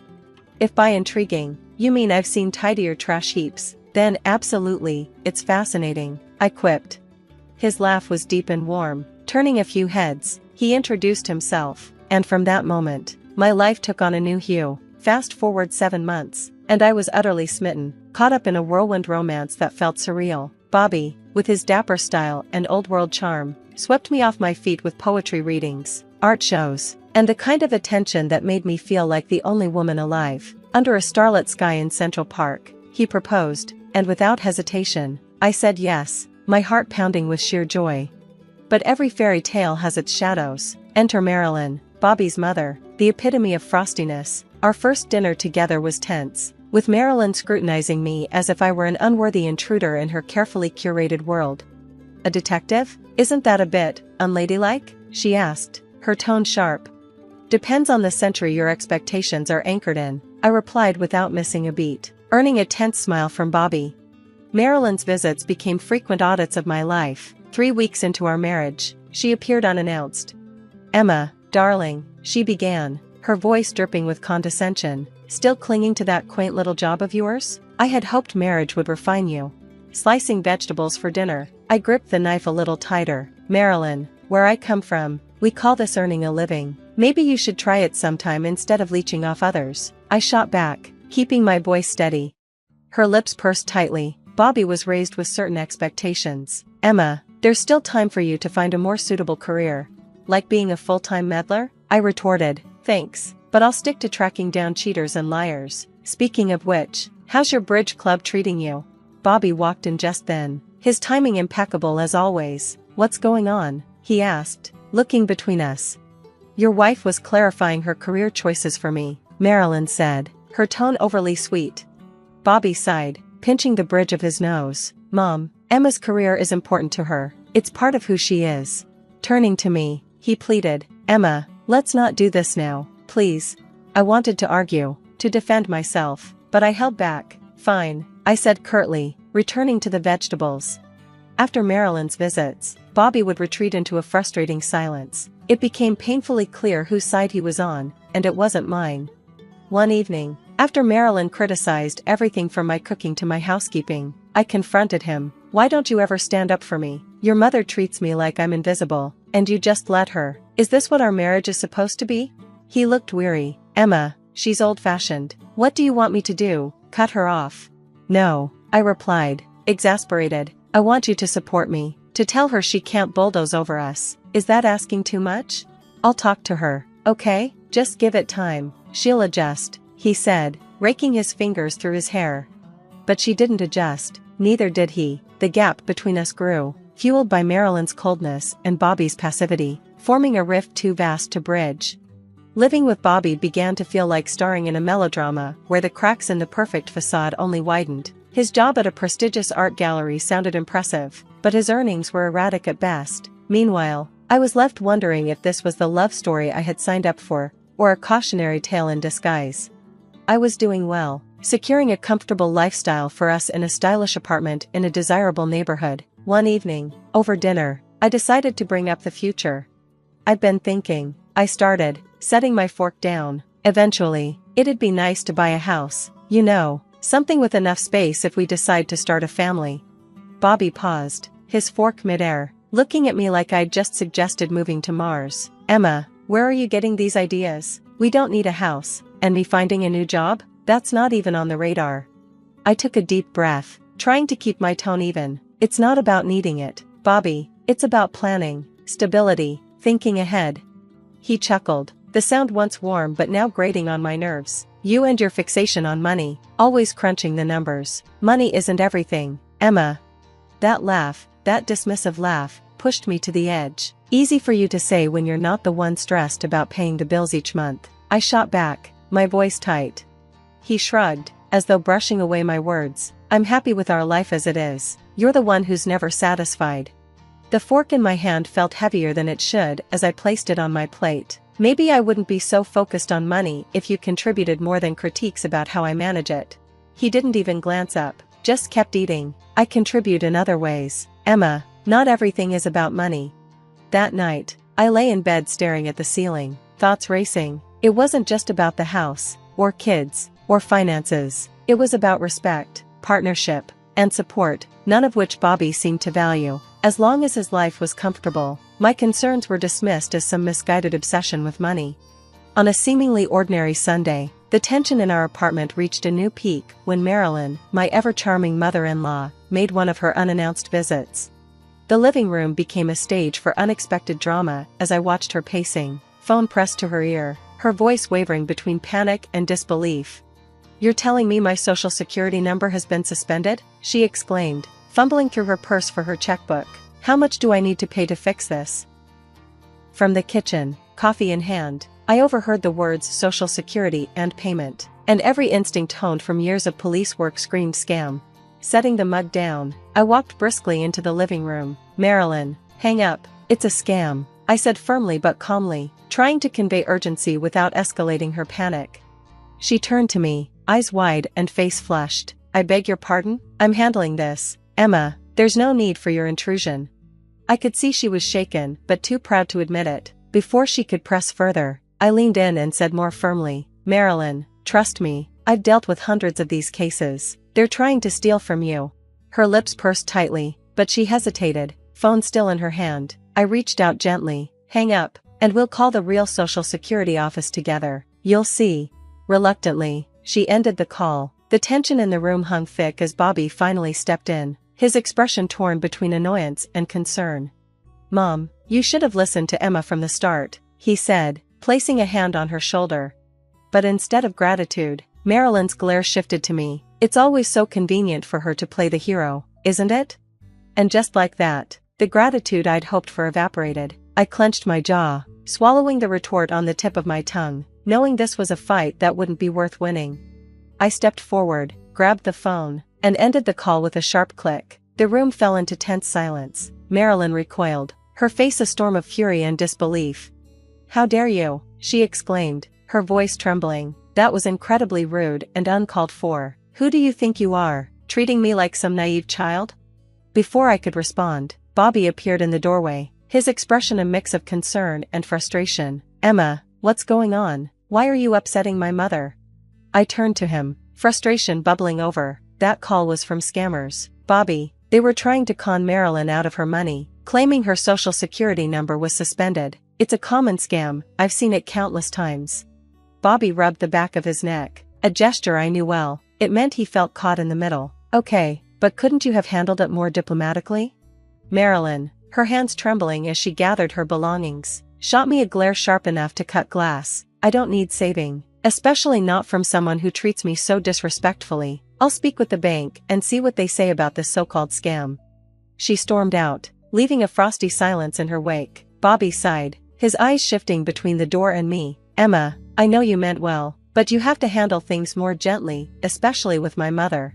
I felt a pang of guilt but held my ground. "Bobby, I know it seemed harsh, but scammers thrive on urgency. There wasn't time for polite exchanges. Any hesitation could have cost her thousands." The next day, still wrestling with a mix of guilt and curiosity, I called Marilyn. After 3 rings, she answered, her tone cold and measured. "What do you want, Emma?" I cleared my throat. "I just wanted to check on you after yesterday. Did you speak with the bank about the call?" There was a long pause before she replied, her voice reluctant. "Yes, I did. They confirmed it was a scam." Relief washed over me, but her tone quickly hardened. "That doesn't excuse how you handled things. You were rude and aggressive." Pinching the bridge of my nose, I felt a headache building. "I'm sorry if I came across as harsh. I was trying to protect you. These scammers are professionals, they're convincing, and they rely on people hesitating." Her response was curt, though tinged with begrudging acknowledgement. "Well, I suppose I should thank you for stopping me from making a mistake, but don't think this changes my opinion of your methods, or your demeanor. Goodbye, Emma." I saw Bobby's upcoming birthday as a chance to bridge the growing chasm between us, a hopeful opportunity to rekindle the fading spark in our relationship. Carefully, I planned a romantic weekend getaway, envisioning it as a step toward restoring what we once had. But fate, or Marilyn, had other plans. She bulldozed my efforts with her own agenda, scheduling a grand dinner at her mansion on a weekday, fully aware of my packed work schedule. Over the phone, I pleaded, "Can't we move it to Saturday? I'm drowning at work." Her voice was a blend of saccharine sweetness and icy control. "No, dear, this is when it's happening. Bobby shouldn't have to adjust his birthday to fit around your job. Frustration gnawed at me, and I found myself confiding in my boss, the only person who seemed to understand. He'd witnessed more betrayals than most and recognized the importance of the moment. Go, he urged with a knowing look. Do what you need to do. When I arrived at Marilyn's, the party was already in full swing, a spectacle of ostentation and pretense. Marilyn spotted me immediately, her smile tightening as she whispered something to Bobby. My eyes followed her line of sight, and there he was, my husband, sitting by the fireplace, his arm draped casually around a woman who was far more than just a colleague. My heart sank, but I steeled myself and approached. Aren't you going to introduce me? I asked, trying to sound composed despite the whirlwind of emotions inside. Bobby flinched, his eyes widening in surprise. Ah, Emma, this is Lori from the gallery, he mumbled, turning awkwardly to the woman. And this is, Emma, a relative. The word struck like a slap. A relative? Seriously, Bobby? I couldn't contain my incredulity. Your wife, Bobby, remember? My voice carried across the room, silencing the hum of conversations. All eyes turned to us. Bobby's face turned red with a mix of embarrassment and irritation. You know, a real wife would have made her husband's birthday a priority. He shot back, dismissing me with a turn of his shoulder. Before I could respond, Marilyn appeared, her voice oozing disdain. You see, Emma, you just don't fit in here. Bobby needs someone supportive, like Lori, not, whatever this is. Her words, sharp and deliberate, cut deep. She gestured toward the door with a venomous smile. I think it's best if you leave. You're not wanted here. I took a deep breath, summoning every ounce of dignity I had left. You know what, Marilyn? Maybe you're right. Maybe I don't belong in a family that thrives on lies and deception. Without another word, I turned and walked out into the cold night, the chill wrapping around me like the icy aftermath of betrayal. After the disaster at Bobby's birthday and the stark revelations that followed, I knew I needed irrefutable proof to end the marriage on my terms. The thought of investigating Bobby myself felt unbearable. I could handle uncovering secrets about strangers, but not about the man I had once envisioned growing old with. So, I called Alan, a trusted colleague with a knack for uncovering discreet affairs. Hey, Alan, I need a favor, I said, steadying my voice over the phone. Anything for you, what's up? He responded, his loyalty a small comfort in the storm of betrayal. It's Bobby, I admitted, the words tasting bitter. I'm sure he's seeing someone. I need evidence. I admitted the truth, my words carrying a mix of relief and dread. Say no more, Alan said confidently. I'll handle it discreetly. You'll have everything you need soon. His assurance eased some of my anxiety. True to his word, Alan delivered everything, photos, audio clips, and undeniable proof. Lori wasn't just a colleague. She was in the country illegally, seeking a quick marriage to fix her immigration status while involved in fraud. Part of me wanted to confront Bobby, to throw the evidence in his face and watch him squirm, but then I remembered his condescension, his smug expression, and his blatant dismissal of me. No, he didn't deserve my concern or my help. Filing for divorce was like tearing off a band-aid from a wound that had been festering for far too long. I demanded financial compensation, the bare minimum after his betrayal. The fallout was explosive. Marilyn, ever the dragon lady, stood firmly by Bobby's side, painting me as the villain, but I stood my ground, fueled by both the evidence and the injustice of their accusations. When the ink on the divorce papers dried, it wasn't just the end of a marriage, it was the beginning of a new chapter, a rebirth from the ashes of my life with Bobby. Opening my detective agency wasn't just a dream fulfilled, it was a testament to my resilience. The agency quickly built a reputation for discretion and effectiveness, a reflection of the lessons I had learned through my own struggles. One morning, sunlight streamed into my new office, illuminating the framed license on the wall. Alice, my right-hand woman and confidant, peeked in. Boss lady, you've got a minute? We've got a potentially big case. A woman suspects her husband of having an affair. She wants surveillance, photos, the works. I couldn't help but smile at the irony. Sounds like our bread and butter. Do we have the details? Alice nodded, placing a file on my desk. Yeah, but there's a catch. She's on a tight budget. I thought for a moment, realizing this was my chance to pay it forward. Tell her we'll work with her budget. And Alice? Let's make sure we're thorough. I know all too well what it's like to be on the other side of this conversation. Alice grinned. Knew you'd say that. You're a good person, you know. I smirked. Try telling that to my ex. As the days passed and the cases piled up, each one felt like a step toward healing. Infidelity, secrets, and lies, these were the patterns I had grown familiar with. Yet, with each closed case, I felt another piece of myself mend. Validation that I had made the right choice to start over. Then one morning, as the city stirred awake, an elderly woman burst into the office, her distress palpable. She argued with my receptionist about her son's wife, who had vanished with a large sum of money, leaving the family in financial ruins. She insisted on speaking to the agency owner and mentioned needing a payment plan. Curiosity piqued. I decided to meet her myself. To my astonishment, I found myself face to face with Marilyn, my former mother-in-law. Recognition flickered across her face before embarrassment set in. "Emma, you run this agency?" "I do," I said, keeping my voice steady despite the swirl of emotions. "How can I help?" Desperation overtook her shame. "You have to help me find her. The woman who ran off with my son's money. Bobby's in shambles. Do it for the family's sake, without charge." Her audacity rendered me momentarily speechless. "Marilyn, first, we're not family. Second, I run a business, not a charity for ex-in-laws." "Emma, after everything, can't you do this one thing? It's the least you could do," she pressed. I laughed bitterly. "The least I could do? Marilyn, after your son cheated on me, you expect me to just forgive and forget? Go to the police. They're better equipped for this." She stood there, flabbergasted, as if the thought of me refusing her had never crossed her mind. "Marilyn, I've learned my lesson. Never trust scammers and liars. Maybe it's time you did too." The decision was final. Life, it seemed, had come full circle, but I had no intention of being dragged back into their chaos. A week later, my phone buzzed. The caller ID showed a number I thought I had erased. "Bobby." Against my better judgment, I answered. "Bobby, what do you want?" "Emma," he began, his tone tentative. "I've been thinking. I want us to start over. For the kids, you know." I couldn't help but snort. "Really? And where would we live in this fantasy of yours?" "With my mom, at first," he said eagerly. "We can save money, then you can buy us a house. It'll be perfect." I laughed, the absurdity of his proposal striking me fully. "You think I'd come back to play house with you and your mom, and then foot the bill for a big house?" "Emma, I've changed. Please," he pleaded. "Bobby," I said firmly, "you haven't changed a bit. Goodbye." As I hung up, a profound sense of peace washed over me. The call, absurd as it was, served as validation. I had grown, I had healed, and I had reclaimed my life.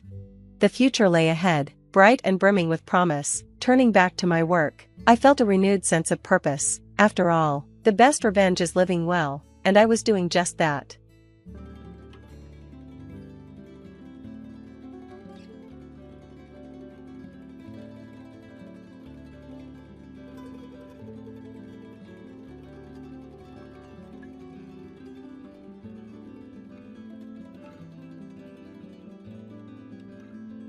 Hello everyone, I'm Betty, and I'd like to share a significant chapter of my life, one that involves challenges with my in-laws and my husband while navigating a difficult divorce. I hope my story resonates with anyone who's faced unfair criticism from their in-laws.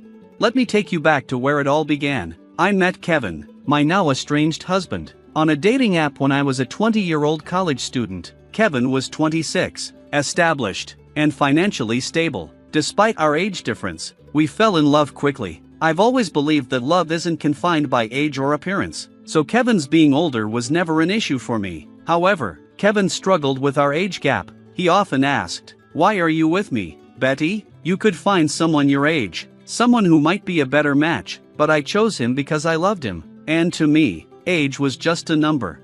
Kevin's insecurities ran deep, and he would press, "There must be another reason. It's not normal for someone like you to be with someone like me. Please, just tell me the real reason." I reassured him again and again that my feelings were genuine, that I wasn't interested in dating someone my age. I loved him for who he was, and that was what mattered to me. Yet, his self-doubt remained, hinting at deeper issues of self-esteem that seemed to have kept him single before we met.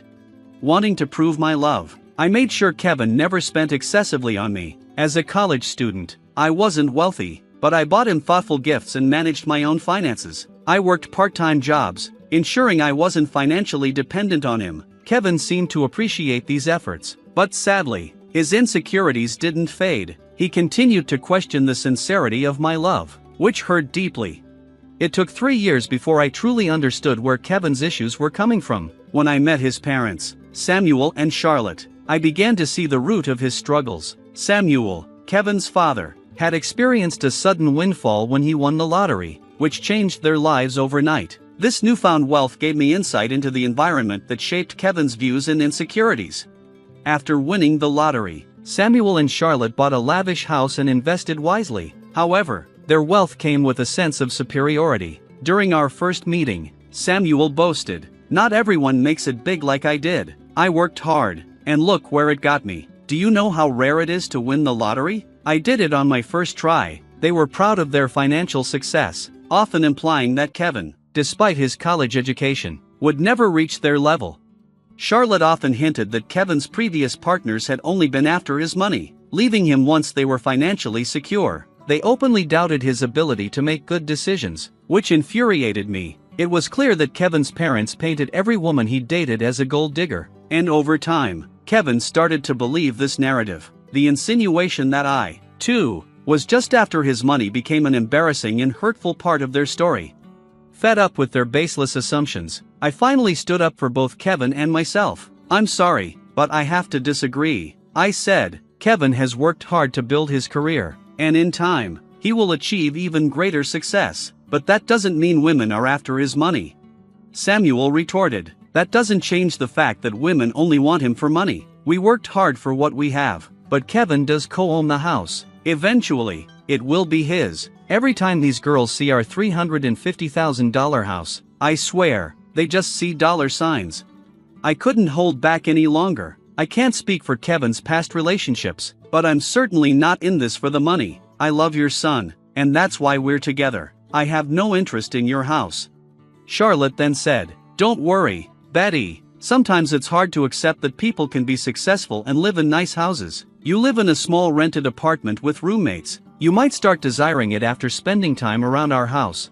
Their comments pushed me to my limits. I was on the verge of losing my temper, but Kevin, who had been listening, said nothing. He didn't defend me or himself. Instead, he changed the subject.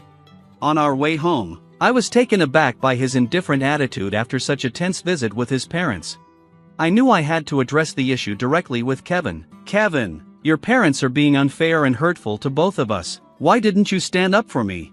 Kevin sighed, his frustration clear. "What did you expect me to say, Betty? My past isn't exactly encouraging. I've been used before by people who only saw my parents' wealth, making plans for when they'd inherit the house. Even if they were wrong about those women, that doesn't mean they're wrong about everything. I felt a pang of hurt. Even if those women were after your money, that doesn't mean I am. It hurts that you stayed silent while your family insulted me." Kevin looked conflicted. "You know my family's wealthy now, and maybe they have a point. I'm not accusing you of having bad intentions, but I can see why it might look questionable to others. You don't have parents, and because of that, you might seem more reliant on my inheritance." His words were almost too much to bear. "What you're suggesting is absurd, Kevin. I've never pressured you to spend on me. Not having an inheritance doesn't make me a gold digger." Kevin remained stubborn, unwilling to see my side. "I love you, and that's what matters. Let's not argue about this anymore," he said, dismissing the conversation. While some might have found comfort in his declaration of love, I couldn't shake the feeling that he still doubted my intentions. I tried to discuss it again, even suggesting therapy to help him see things more clearly, but he refused, insisting there was nothing wrong. As time went on, I began distancing myself from his family. We got engaged right after I graduated from college, and I landed a decent job, which allowed me to start saving for our wedding. We shared the wedding expenses equally and married when I was 23. However, the next 4 years of our marriage were rocky. Kevin frequently visited his parents, returning each time more distant and upset. I knew Samuel and Charlotte were still poisoning his mind, continuing to brand me as a gold digger. Despite my pleas for him to reduce contact with them, Kevin kept seeing his parents often. Their negative influence started to deeply affect his view of our relationship, making him believe no one could love him for who he was. Even after years of my unwavering love, Kevin's suspicions towards me never seemed to ease. The constant need to prove my sincerity grew more exhausting. But the moment that truly tested us came on Kevin's birthday. Wanting a low-key celebration, We decided to have a small cake party at home, excited to make his day special. I surprised him with the expensive watch he'd admired for so long. Kevin was thrilled with the gift, but my heart sank when he suggested we show it off to his parents. Despite my hesitation, I agreed. When we arrived at his parents' house, Kevin couldn't wait to show off the new watch. "Mom, Dad, look at this beautiful watch Betty got me. I've wanted it for so long. Isn't it stunning?" His enthusiasm was palpable. Charlotte responded with a hint of surprise. "Oh, Kevin, it seems she does love you after all." We were quite worried for some time. But Samuel quickly added, "Don't be fooled, old Charlotte, she's a gold digger. She married our son because we have a $350,000 house. Let's not ignore the facts." I couldn't hold back my frustration. "Excuse me, why do you think I married your son for your house? I had been working and living in an apartment for years. Besides, if age was really a concern, why would I marry someone older unless I truly loved him?" I said, trying to hold my ground. "I assure you, I didn't marry Kevin for his money or for your house. I married him because I love him. Surely Kevin can confirm that, right?" To my shock, Kevin remained silent. His unwillingness to defend me in front of his accusing parents was unsettling, and I felt my heart sink. I looked at him, hoping for some reassurance, but he avoided my gaze. The silence between us grew heavy, his lack of response amplifying the harsh assumptions of his family. The more they criticized me, the more isolated I felt. Pushed to my limit, I finally confronted him. "Kevin, why aren't you saying anything? Your parents have always labeled me a gold digger. How will they ever see the real me if you don't speak up? Why are you so quiet? Tell them they're wrong." Kevin hesitated, his discomfort clear. He muttered, I don't know what you want me to say, Betty. Maybe my parents aren't completely wrong. There might be a possibility." His words trailed off, but the implication was unmistakable. The doubt in his voice, the hesitation to stand by me, was more than just a misunderstanding. It was a crack in the foundation of our relationship, a crack that threatened to cast a shadow over everything. My love for him, my place in his life, suddenly felt uncertain. The atmosphere at Kevin's birthday celebration, which had been intended to be special, quickly turned sour. I couldn't believe the accusations that were flying my way. "Are you serious right now, Kevin? You believe I married you for your assets?" His parents chimed in, their suspicion thick in the air. "Oddly, you've never talked about buying a house, have you? For someone renting, owning a home should be a priority. Our place is out of your price range. You could never afford something like this on your own. So marrying Kevin and settling here seems more logical." Kevin looked at me, his face a mixture of doubt and confusion. "Yeah, Betty, why would you marry me? You might have feelings for me, but I think there's more to it than just love." I was left speechless by their words. All the love and affection I had once felt for Kevin seemed to vanish in an instant. It wasn't just his parents' skepticism that hurt, it was Kevin's agreement with them that cut the deepest. In that moment, I knew I had to end our marriage, but I didn't reveal my decision right away. Instead, I waited for the right moment. Once Kevin and I were back home, I contacted a lawyer and began the divorce process. The lawyer reassured me that everything would be finalized within the week. In the meantime, I moved into a separate room to give myself some space. Kevin thought I was just cooling off. He had no idea what my intentions really were. When the divorce papers were ready, I packed my things and left. Kevin, clearly distressed, called me in a panic. I told him to meet me at a specific address and to bring his parents. He was confused, but he agreed. When they arrived, I was standing on the porch of a stunning house. Their expressions shifted as they took in the luxurious surroundings. "You must be wondering why I brought you here," I said, gesturing to the grand estate. "It's a beautiful house, isn't it? No one can compare their home to this one. It's worth around $3 million in today's market, quite expensive, right?" The dramatic setting was my way of showing them that their accusations were unfounded. I wasn't the person they thought I was, and I needed to make that clear, loudly and undeniably. "But it's worth every penny," I added, pointing to the lavish interior. "The furniture alone was worth millions." "What is this place, Betty?" Kevin asked, his confusion evident. "I don't understand why you have access to such a house." "Why don't you all come inside so we can talk properly?" I suggested, brushing off their astonishment. "I can't explain everything standing here on the porch." They followed me inside, their eyes widening at the opulent decor that greeted us. The owners had spared no expense in furnishing their home. As we settled into plush sofas, I took a deep breath, ready to address the elephant in the room. "I've made a decision," I said, my voice steady despite the storm of emotions inside me. That's why we're here. I filed for divorce. I handed Kevin the papers. We can proceed with an uncontested divorce if you agree. Kevin looked at me, his voice filled with confusion and concern. What? I don't understand. Why are you filing for divorce? It's simple, I replied, my tone firm. You and your parents think I'm a gold digger. You believe I married you for your house and your money. Despite everything I've said, you've refused to listen, so it's better for everyone if I leave, sparing you from what you deem my gold-digging tendencies. Kevin's disbelief was palpable. You're considering divorce just because my parents spoke what they believed to be the truth? That's ridiculous. I think it's for the best, I said, resolute. Kevin's mother, watching the exchange with an unreadable expression, finally chimed in. If she's so adamant, you should just sign the papers, Kevin. At least then you can find someone who truly loves you. Kevin turned to me. Why did you bring us to this house, Betty? Do you expect me to buy this for you as part of our divorce settlement? I looked at him calmly. Why would I need you to buy this house, Kevin? This house is already mine. Their jaws dropped in shock. What? How can you afford a house like this? You're renting, and your job isn't enough to cover something like this. Stop lying to us, Kevin's father demanded, his voice sharp with suspicion. I could see their disbelief, but I was ready to prove something far bigger than my financial independence. This revelation wasn't just about money, it was about declaring my autonomy. I had done it on my own, and I would never allow their doubts to define me again. This house is mine, I repeated firmly, and this is how I'm changing everything between us. Our relationship dynamics are forever altered.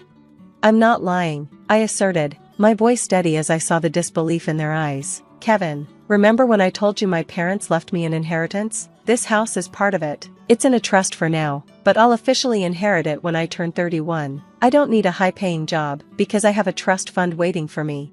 That's impossible, Kevin interrupted, his face etched with confusion. Your parents passed away years ago. They should have given you the house by now. I took a deep breath. My parents knew there were people who might try to take advantage of me. I explained. They put everything in a trust to protect it until I was old enough to understand what it meant. They wanted me to be settled with someone who genuinely cared about me, not someone who was after my money. Kevin's mother looked taken aback. Oh my God, Betty, you should have told us about this. We had no idea. This is a beautiful house. We could all live here very comfortably. Yeah, you should have shared that earlier, Kevin added, now looking relieved, though still somewhat embarrassed. We thought you were after our house. If we'd known. I always knew Betty was perfect for Kevin, his father chimed in, his tone shifting as he eyed the lavish surroundings. Look at this, she's a great match for him, look at her wealth. I couldn't help but laugh at the sudden shift in their attitude. It was dizzying how quickly their views of me had changed, but what struck me even more was how easily they'd forgotten about the divorce papers I had brought. Anyway, I said, pulling the divorce papers from my bag, here's my signature for an uncontested divorce. You can sign these if you agree. If not, we can take it to court, but I won't live with you anymore. Kevin looked at me, his eyes desperate. Wait, Betty, listen, there's no need to rush. You've proven you're not a gold digger. There's no reason to get a divorce now. We apologize for the misunderstanding. Doesn't that make things better? Kevin's parents nodded in agreement, but their words only fueled my frustration. I don't want your insincere apologies, I said, my voice firm. For 3 years, you allowed your family to label me a gold digger. You could have defended me, but you sided with them. You even accused me of it. I can't stay with someone who doesn't respect his wife. I'm done. They pleaded with me, asking me to overlook the past, but their lack of genuine remorse made it clear that nothing had truly changed. When I reached my breaking point, I demanded they leave, threatening to call the police if they didn't. My firm stance left them no choice but to leave. In the weeks that followed, Kevin and his parents relentlessly harassed me. They begged, pleaded, and even offered bribes, thinking money could sway my decision. It only fueled my anger, revealing their continued view of me as someone driven by financial gain. Ironically, since Kevin co-owned the house with his parents, I was entitled to half of his share, which only added to their desperation for reconciliation. Despite their relentless attempts, I stayed firm in my resolve to end things. I moved all my belongings to my parents' house, asserting my right to stay there, even before officially inheriting the property. Kevin and his family kept trying to reach me, but I changed my number to cut them off. Kevin even showed up at my workplace, but I had already informed security, and they asked him to leave. He still hadn't signed the divorce papers. holding on to hope that I would change my mind. Almost a year had passed, and the situation remained unresolved, a testament to the complexity and emotional weight of our lives entangled together. But I had made it this far on my own. I was financially stable, and though I had gone on a few dates, I wasn't ready for anything serious yet. A cousin of Kevin's told me his family was now scrambling to pay me my rightful share of the house. Their legal fees were mounting, and their savings were running low. Kevin had even suggested selling the house, harboring resentment toward his parents for the chaos they'd caused in his life. At this point, I couldn't care less about their dilemmas. My only focus was to be free from their toxic influence and move on with my life, leaving behind the chaos and negativity that had plagued me for so long.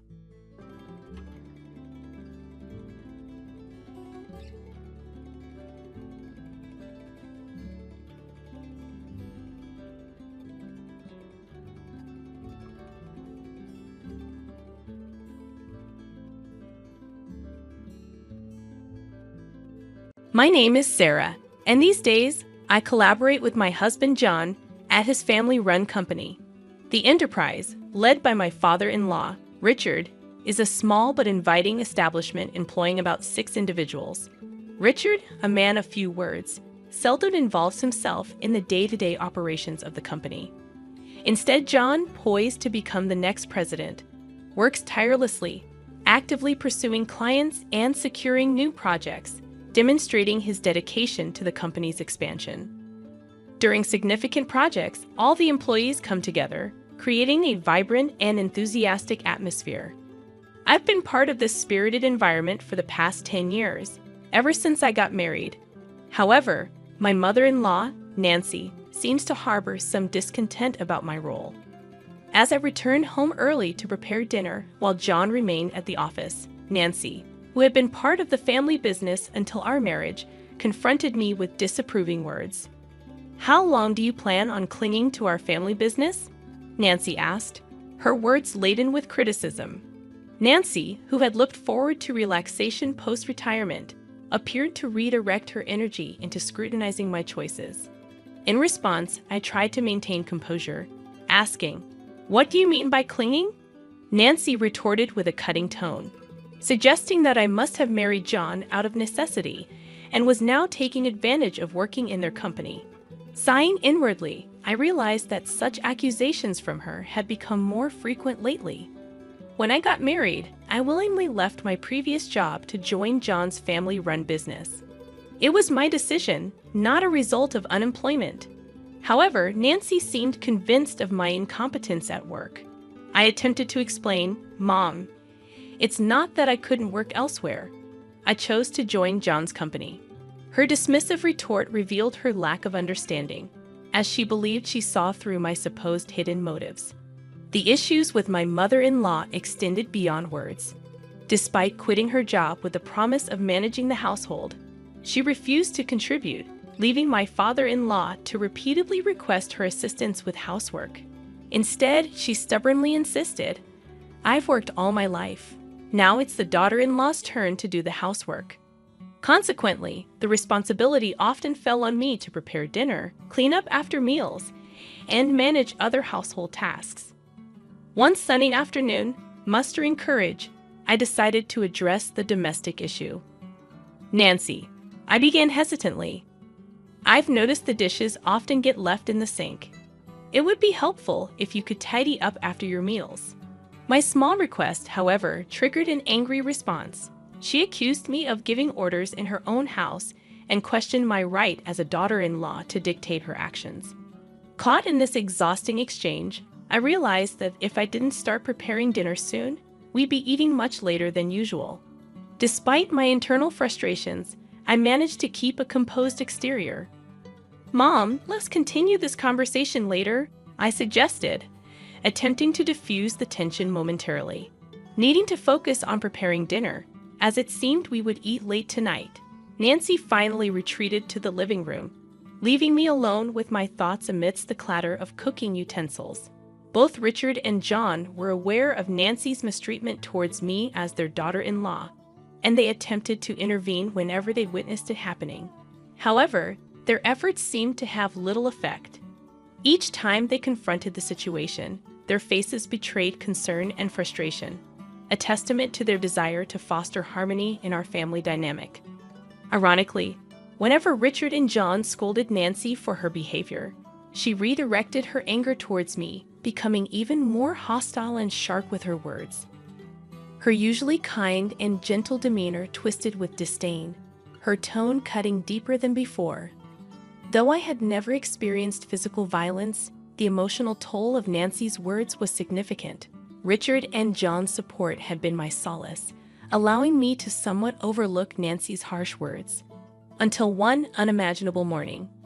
Just after I had finished cleaning up from breakfast and was preparing to leave for work amidst the morning rush, Nancy exclaimed, "Oh my, what a mess they trash here!" And without warning, she doused my handbag with a bucket of water. I was stunned, a mixture of shock and anger rendering me speechless. "What are you doing, Nancy?" I managed to stutter out, my voice trembling with disbelief. Nancy's response was flippant, resembling that of a mischievous child. "Oh, was that your stuff? I thought it was just a big piece of trash." Her casual dismissal infuriated me. Even if you thought it was trash, who pours water on it? What kind of mindset is that? Now the carpet is all wet. What about the vacuum cleaner? My words were a jumble of anger and confusion as I frantically emptied the water-soaked contents of my bag, including documents I needed for work, onto the table. Nancy responded nonchalantly, her face calm, showing no signs of remorse or concern for my distress.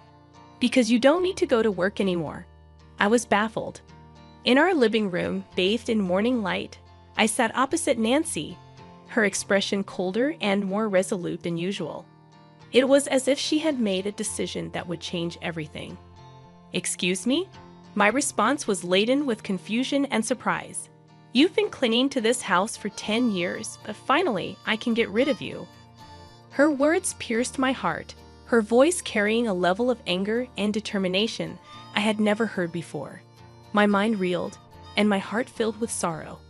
"Getting rid of me?" I questioned, disbelief in my voice. Her words made me feel like an outsider in this family. "In fact, my daughter is joining the company, so we need you to leave. Today's your last day. Well, all you have to do today is bow your head to your father-in-law and John, apologizing for all the trouble you've caused." Her mocking laughter further wounded me. She was using my position at work to force me out. I had dedicated years to that job, building respect and memories. I was dumbfounded. My heart was filled with disbelief at her merciless decision. I had devoted myself to this family, but it seemed my sacrifices meant nothing to her. "Are you sure about this? Wasn't Jessica working in a clothing store in Manhattan?" My words reflected my confusion and apprehension. My job was more than just a source of income. It was my avenue for self-fulfillment. Meanwhile, Jessica, my sister-in-law, seemed to have grown tired of city life and had chosen to return to the family. She said she was tired of dealing with the cold people of Manhattan, so I told her as she came back home, I have a job ready for her.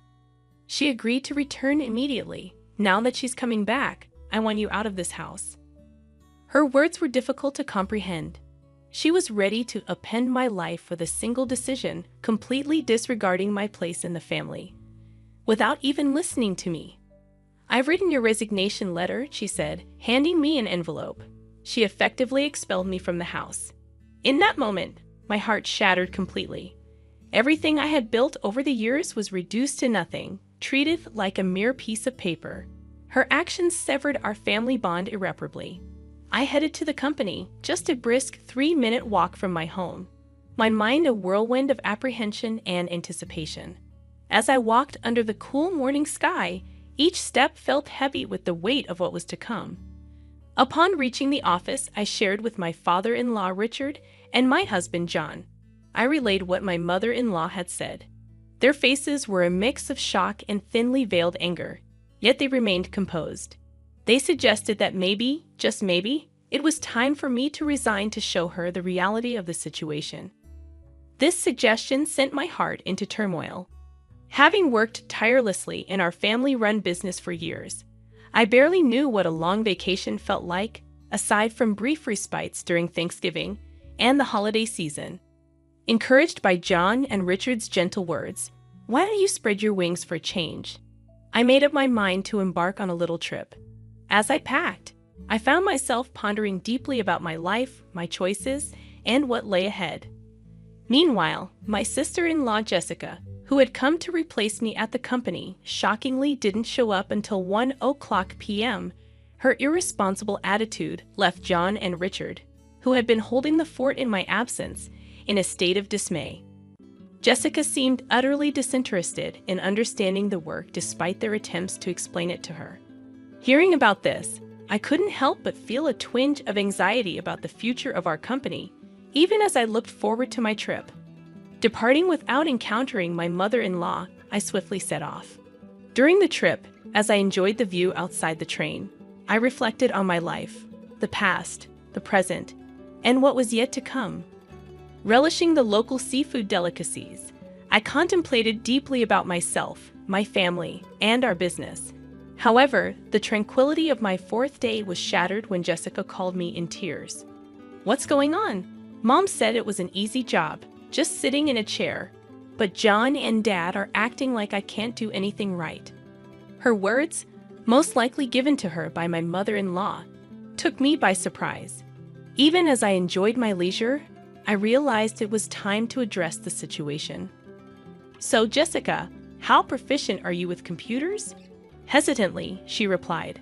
"Well, I usually watch videos online and play games too." Her answer indicated her limited experience with technical aspects. Delving deeper, I asked about her familiarity with software tools such as Word or Excel, and her response was puzzled. Considering her background in the Manhattan apparel industry, it was unlikely that she never used a computer. Tasks such as tracking sales and managing inventory would have required her to use Excel.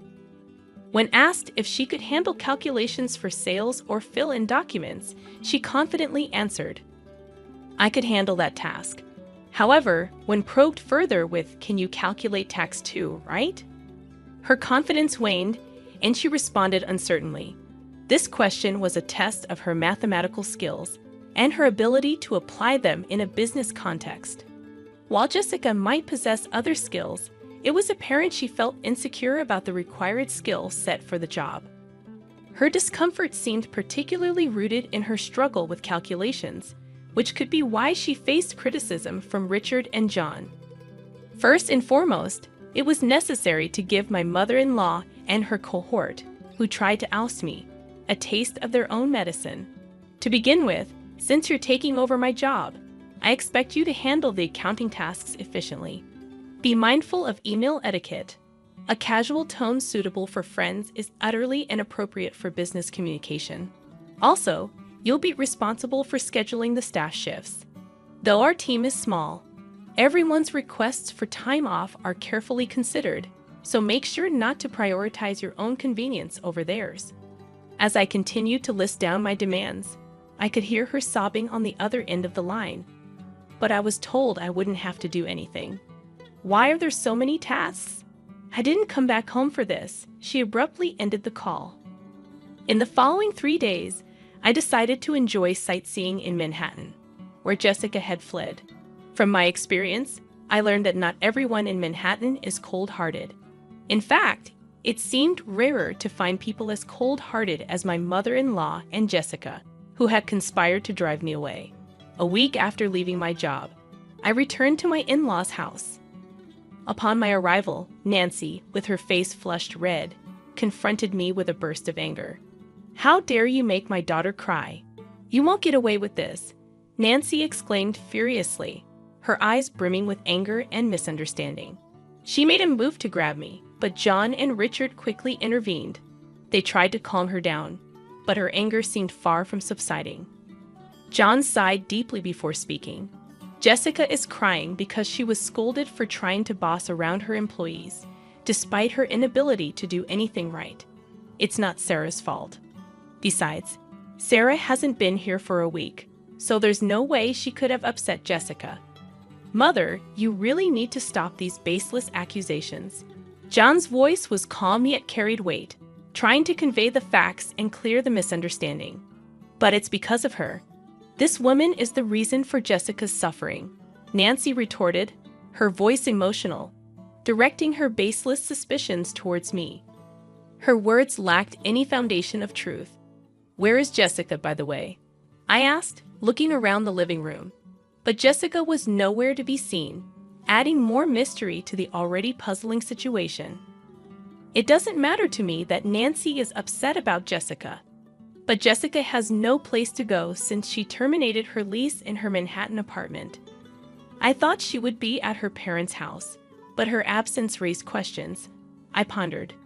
John explained. Jessica's locked herself in her room. She's been crying and saying she doesn't want to go to work anymore.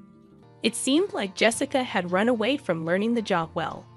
It was understandable that she would find it challenging, considering she lacked the skills to fill in for me. You've been poisoning John and Richard against me, haven't you? If not, they wouldn't say the company ran better with me than with the incompetent Jessica. Nancy accused me vehemently. Her words were filled with long-standing misunderstandings and prejudices, leaving me utterly perplexed. She seemed to have always viewed me as an adversary, her words reflecting years of misconceptions. John let out a heavy sigh, his face showing weariness and frustration with the tangled web of emotions in this family. He had tried repeatedly to resolve the misunderstandings among family members, but his efforts seemed far from fruitful. Mom, he began, trying once again to bring clarity to the situation. I realize it might sound a bit unusual, but Sarah is truly exceptional at her work. She holds a certification in bookkeeping, and her secretarial skills are top-notch. Moreover, she has studied Spanish and even has experience studying abroad. When it comes to dealing with multiple languages at our company, Sarah is the one who handles everything, John explained with a sense of pride, and his mother Nancy looked utterly surprised. Nancy had assumed that I quit my job as soon as I joined the family, so she had no idea about my contributions and achievements at work. What? That sounds like something straight out of a TV drama. Actually, back in college, I was so focused on getting various certifications that I immersed myself in my studies, to the point where I hardly participated in clubs or had time for a romantic relationship. It was during this phase of my life that I met John, who visited my company for business. I inadvertently found myself sharing the story of how John and I first met. However, I realized that this wasn't what Nancy wanted to hear, so I steered the conversation back to the original topic. In a nutshell, I was entrusted with a wide array of responsibilities at the company, from handling accounting tasks to schedule coordination, liaising with other companies, and managing employee shifts. There were numerous tasks under my purview. Thanks to that, I was able to focus on reaching out to other companies for business deals. The work environment became much more comfortable compared to the times when you were around. Mom, John added, leaving Nancy with her mouth agape in amazement. Just then, Richard, John's father, chimed in with a comment that took me by surprise. We're going to shut down that company soon. Actually, Jessica made a big blunder. Despite being asked to prepare some documents, she decided to handle phone calls because it seemed more fun doing so. While John and I were away, she ended up behaving rudely to the person in charge from Company A. Of course, I got a call to confirm this.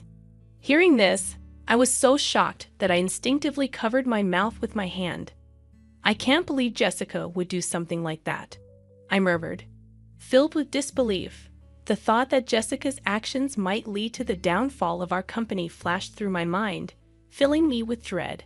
However, as I wallowed in these anxious thoughts, the story took an unexpected turn. When I explained the situation, they suggested it might be time to end the family business. We had mentioned this before, right? About being absorbed by another company.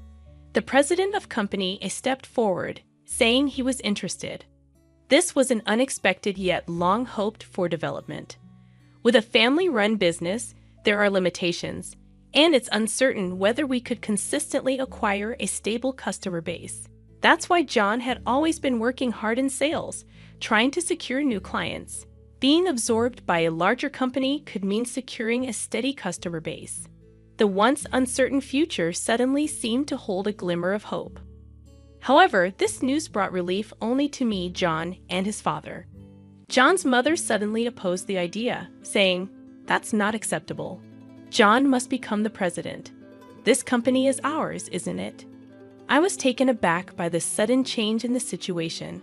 It seemed that more than a stable future, Nancy was concerned about maintaining the status of being part of a company president's family, part of an executive family. And you're telling me he's not going to be the president anymore? Absolutely not acceptable, exclaimed Nancy passionately. This commotion piqued the interest of Jessica, who was upstairs in her room, leaving her to come down to the living room to see what was happening. In response to the chaos started by Nancy, Richard spoke up with a calm but final statement. "I am divorcing you, so either way, you will no longer be part of this executive family. Not only have you not changed your attitude towards my wife, but you also neglect household chores. To top it off, you spend your days out with young men instead of being home. I have no intention of supporting such a wife any longer." This was news to both me and John. We were so shocked that we could only stare at Sarah's father-in-law with wide eyes. It seemed he had planned to discuss divorce from the beginning, as he took out divorce papers and a photo of Nancy with a young man from the living room shelf, placing them on the table. "If you sign the divorce papers now and leave with your belongings, I won't demand alimony. I know getting any money from you would be futile anyway." "So unfair. Divorce? How can you say that? Haven't I devoted myself to this house all these years? Have you done any proper housework in these last 10 years? Have you ever helped with the business? Does spending someone else's money on young men count as devotion to the house?" It was the first time we saw Sarah's usually mild-mannered and reserved father-in-law this angry. Seeing this, Jessica, who had come down to the living room, was visibly trembling from the shock. "Jessica, you're part of this too. You came back home because you couldn't make it in Manhattan, and now you can't find a job but still act all high and mighty. In the end, you stopped working entirely. Whose escapism did you inherit? It's time for you to leave this house."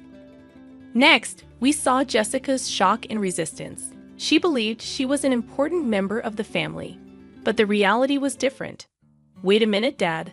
Mom might be a lost cause, but I'm your precious daughter, right?" The family conflict deepened as Jessica asserted her place, revealing her betrayal towards her mother. "Jessica, are you betraying Mom now?" Nancy was astounded, feeling betrayed by her daughter at the last moment. However, as the two started to create a commotion, he sternly silenced them with a shout. "If I just kick you out, it'll cause trouble for everyone, so I've asked an acquaintance to take you in. They'll be here soon to pick you up. Get your minimum belongings ready." Left with no choice but to obey, Nancy began packing her belongings with Jessica. After writing the divorce notice, then an acquaintance of the stepfather arrived to take Nancy and Jessica away. The person who came to pick them up was running a factory with dormitories, and it seemed they would be working there.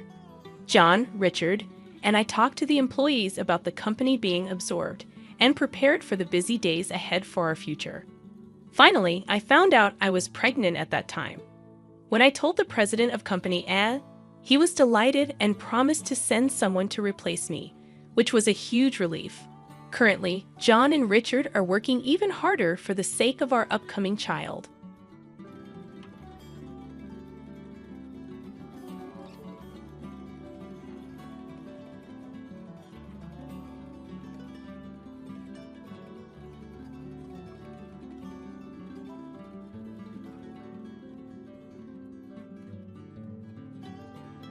Greetings. My name is Sarah. At 42 years old, I find myself nestled in the comforting warmth of our living room, yet overwhelmed by an undercurrent of grief and longing as I write these words. Newfound courage stirs within me, urging me to shape my emotions into something tangible. This act of writing is not just for my own healing, it's a beacon of hope for others who might find fragments of their own stories in mine.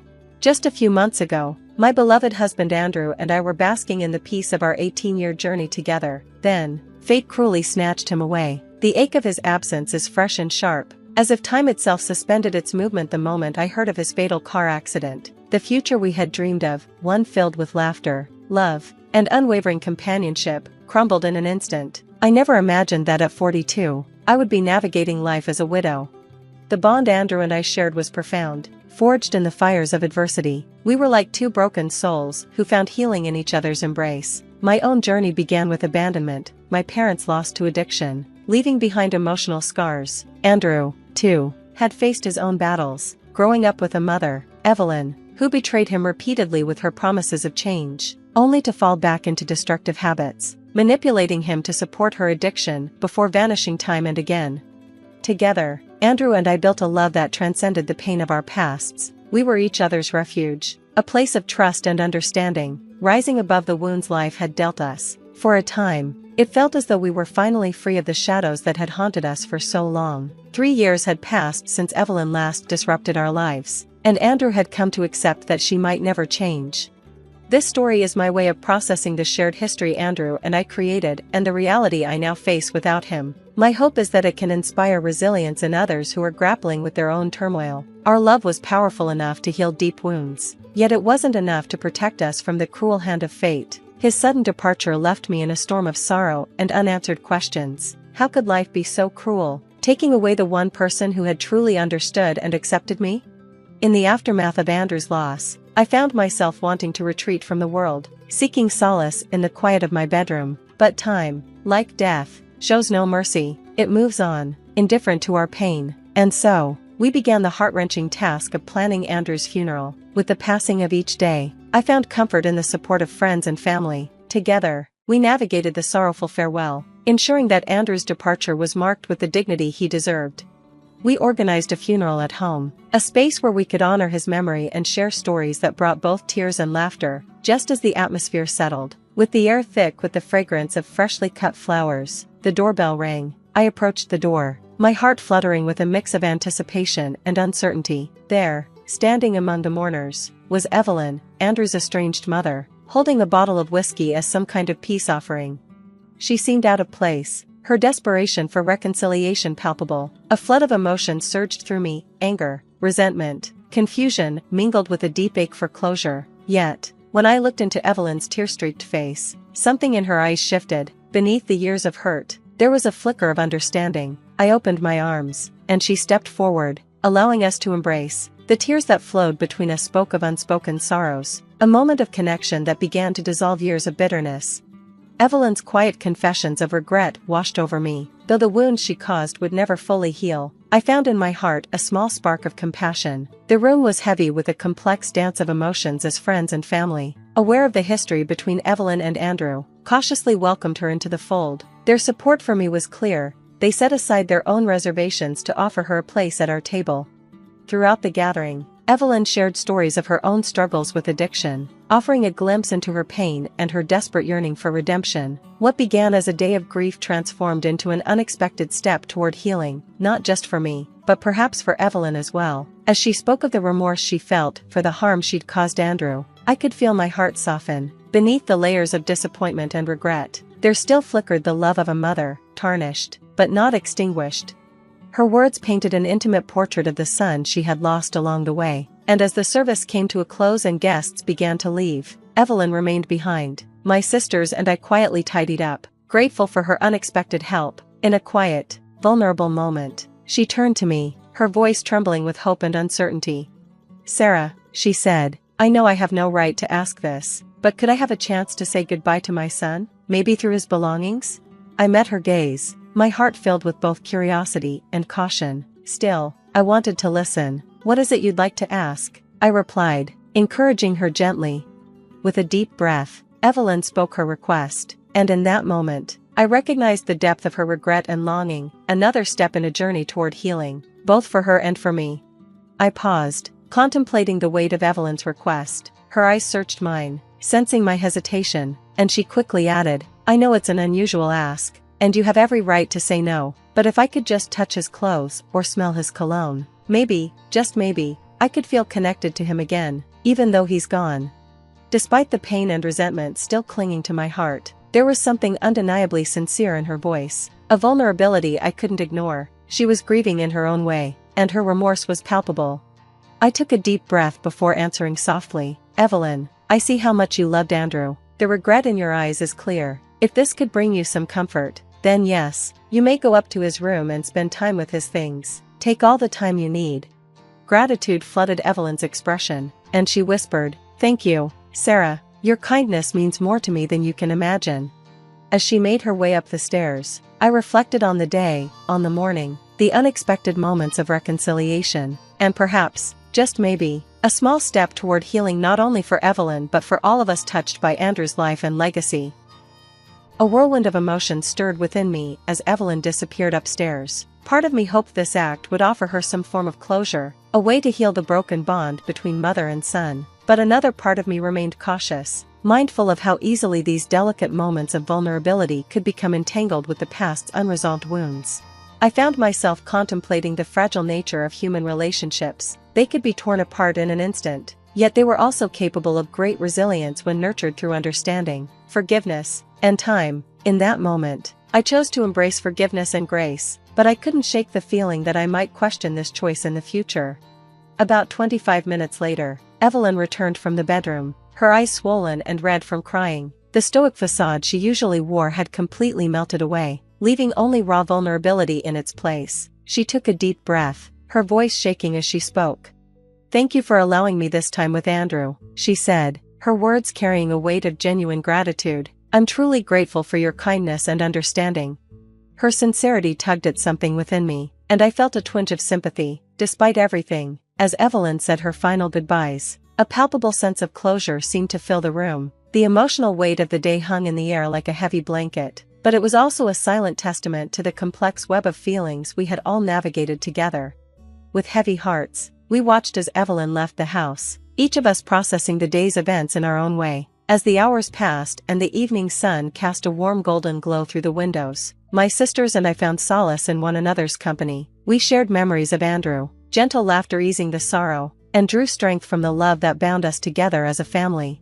As the light outside deepened into dusk, exhaustion began to settle in. One by one, my sisters said their goodbyes, seeking rest after the long, draining day. For the first time that day, the house felt still and quiet, a temporary peace enveloping me as I sat in the comfort of my own thoughts. I found myself alone in the quiet sanctuary of my room, enveloped in the stillness. The silence pressed in, amplifying the weight of Evelyn's earlier request, a private moment with Andrew's belongings. As the room remained silent and unmoving, my mind wandered back over the emotional journey of the day, grappling with the complexities of forgiveness and the paths we choose in our search for peace.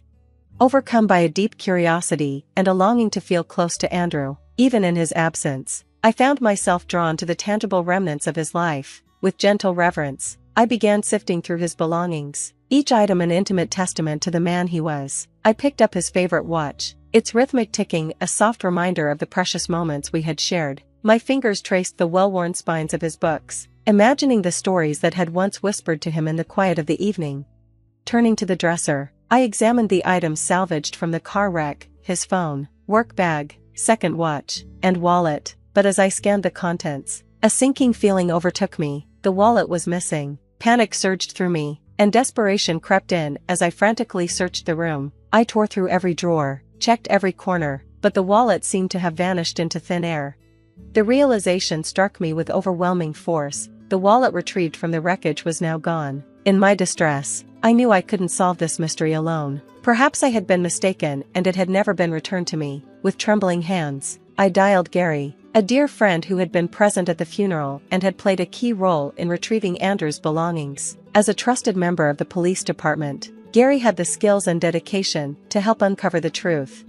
The phone rang, and with each passing second, my heart pounded harder, tears streaming down my face. When Gary's calm voice answered, I poured out my anguish, explaining the circumstances and the urgency of the situation. With a heavy sigh, Gary confirmed that he had indeed returned Andrew's wallet, along with the other items. Relief mixed with confusion washed over me. If Gary had returned the wallet, then where could it have gone?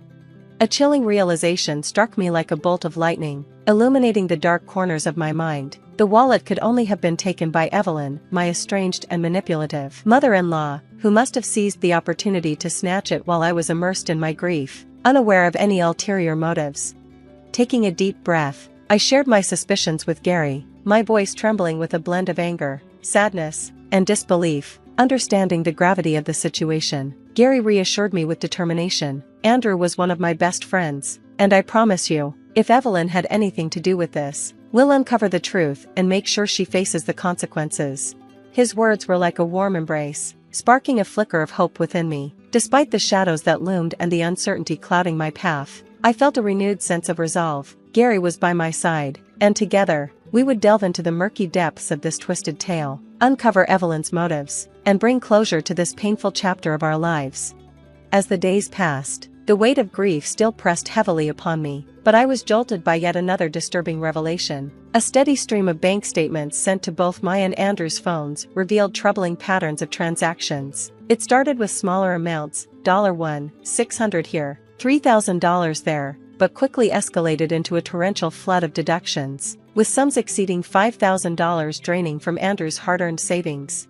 Fear and concern gripped my heart as I watched the relentless siphoning of his funds. It felt like a violation, a desecration of his memory that cut me to the core. With a heavy heart, I reached out to Gary again, seeking his guidance and solace in the face of this new ordeal. His voice, filled with empathy and resolve, filled the line. "You need to get Andrew's cards deactivated immediately to stop these unauthorized transactions," he advised. His words were practical, urgent, but following them meant facing a harsh reality: canceling credit and debit cards, terminating subscriptions, severing financial ties. Each action was a stark reminder that Andrew was truly gone. As the anger built within me, fueled by Evelyn's audacious actions, a rebellious thought took root. How dare she squander my late husband's money with such reckless abandon? No, I resolved, I would not succumb to her wicked game so easily. I was resolved to face this challenge head-on, to protect Andrew's legacy and defend his memory from those who sought to exploit it. As I continued to deal with the turmoil Evelyn brought into our lives, a plan began to form in my mind. I decided to let her continue using the cards, giving her the false sense of security that she was getting away with it while I quietly held the power. I would gather evidence, watch her every move, and wait for the right moment to expose her deceit and reclaim what was rightfully Andrew's. This decision wasn't made lightly. It meant enduring the harsh reality of his absence for a little longer, but my resolve was unwavering. I was determined to bring Evelyn's true nature to light and show the world what she had done. I would document every transaction she made, keeping track of every dollar she spent until the moment arrived for confrontation. It was a delicate dance, letting her revel in her perceived control while I prepared to dismantle her carefully built facade. Days turned into weeks, and I found myself caught in a whirlwind of emotions. Despair would hit me in waves, but each time, determination would pull me back. The loving memories of Andrew kept me strong. I wasn't going to let Evelyn tarnish his legacy. When the time came, I would confront her, and it would be unforgettable.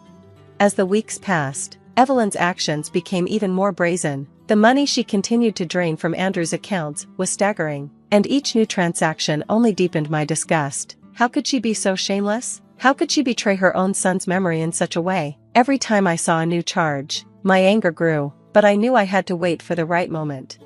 Then, one day, as I opened the door to my house, there she stood, Evelyn, her face twisted in a feigned expression of remorse, but I wasn't fooled. "Hello, Sarah," she said, her voice tentative. "No, you may not come in," I replied firmly, blocking the doorway. I wasn't about to let her manipulate me any longer. "I imagined as much," she said with a resigned tone, her words laced with deceit. I stood my ground, prepared to protect what remained of Andrew's life from her manipulations. Evelyn then spoke, her voice soft with what appeared to be guilt. "I imagine you've noticed that Andrew's wallet is missing." "I'm so sorry, Sarah." In my grief, I took it. I thought my time to say goodbye would be brief, so I took it as a keepsake. "Really?" I thought, struggling to conceal my disbelief. "Really?" I echoed aloud. "Yes," she admitted, her voice faltering. "It was wrong of me, but I've come to my senses. I'm going to return it." Anger surged inside me, but I kept my composure. This was my chance to finally reveal the full extent of her lies. I handed her a document, a detailed record of every penny she had stolen from Andrew, along with a breakdown of the legal charges she would now face. Her hand shook as she read it, and her eyes widened in fear and confusion. "What's this?" she stammered. "It's a record of the money you've stolen from Andrew. It also outlines the legal consequences you now face," I said, my voice steady.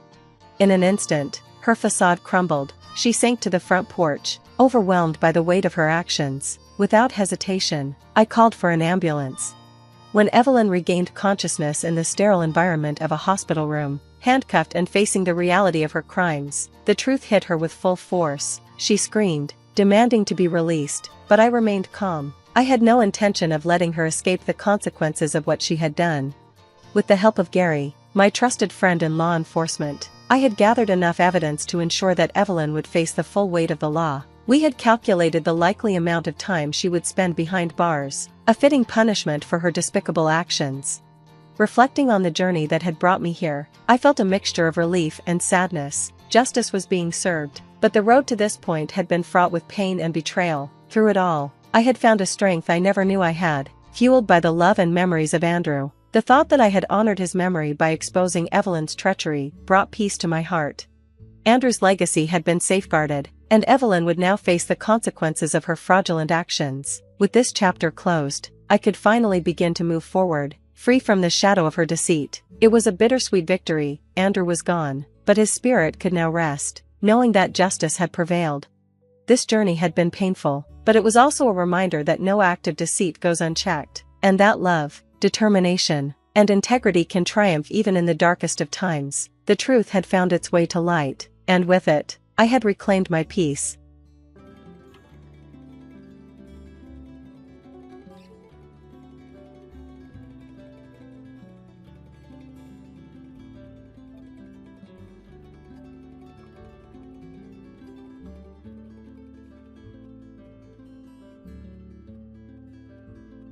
Hi, I'm Julia, and I've just hit the milestone of 42. Ever since I can remember, working hard and achieving independence have been my dreams. I've always wanted to carve out my own path, and thankfully, I've been able to do just that. From the moment I entered the professional world, being smart with money and seeking opportunities to grow financially were my top priorities. This drive didn't come from nowhere. It's something deeply rooted in my upbringing. My mom always emphasized the importance of financial independence, especially as I ventured into my career in corporate strategy analysis.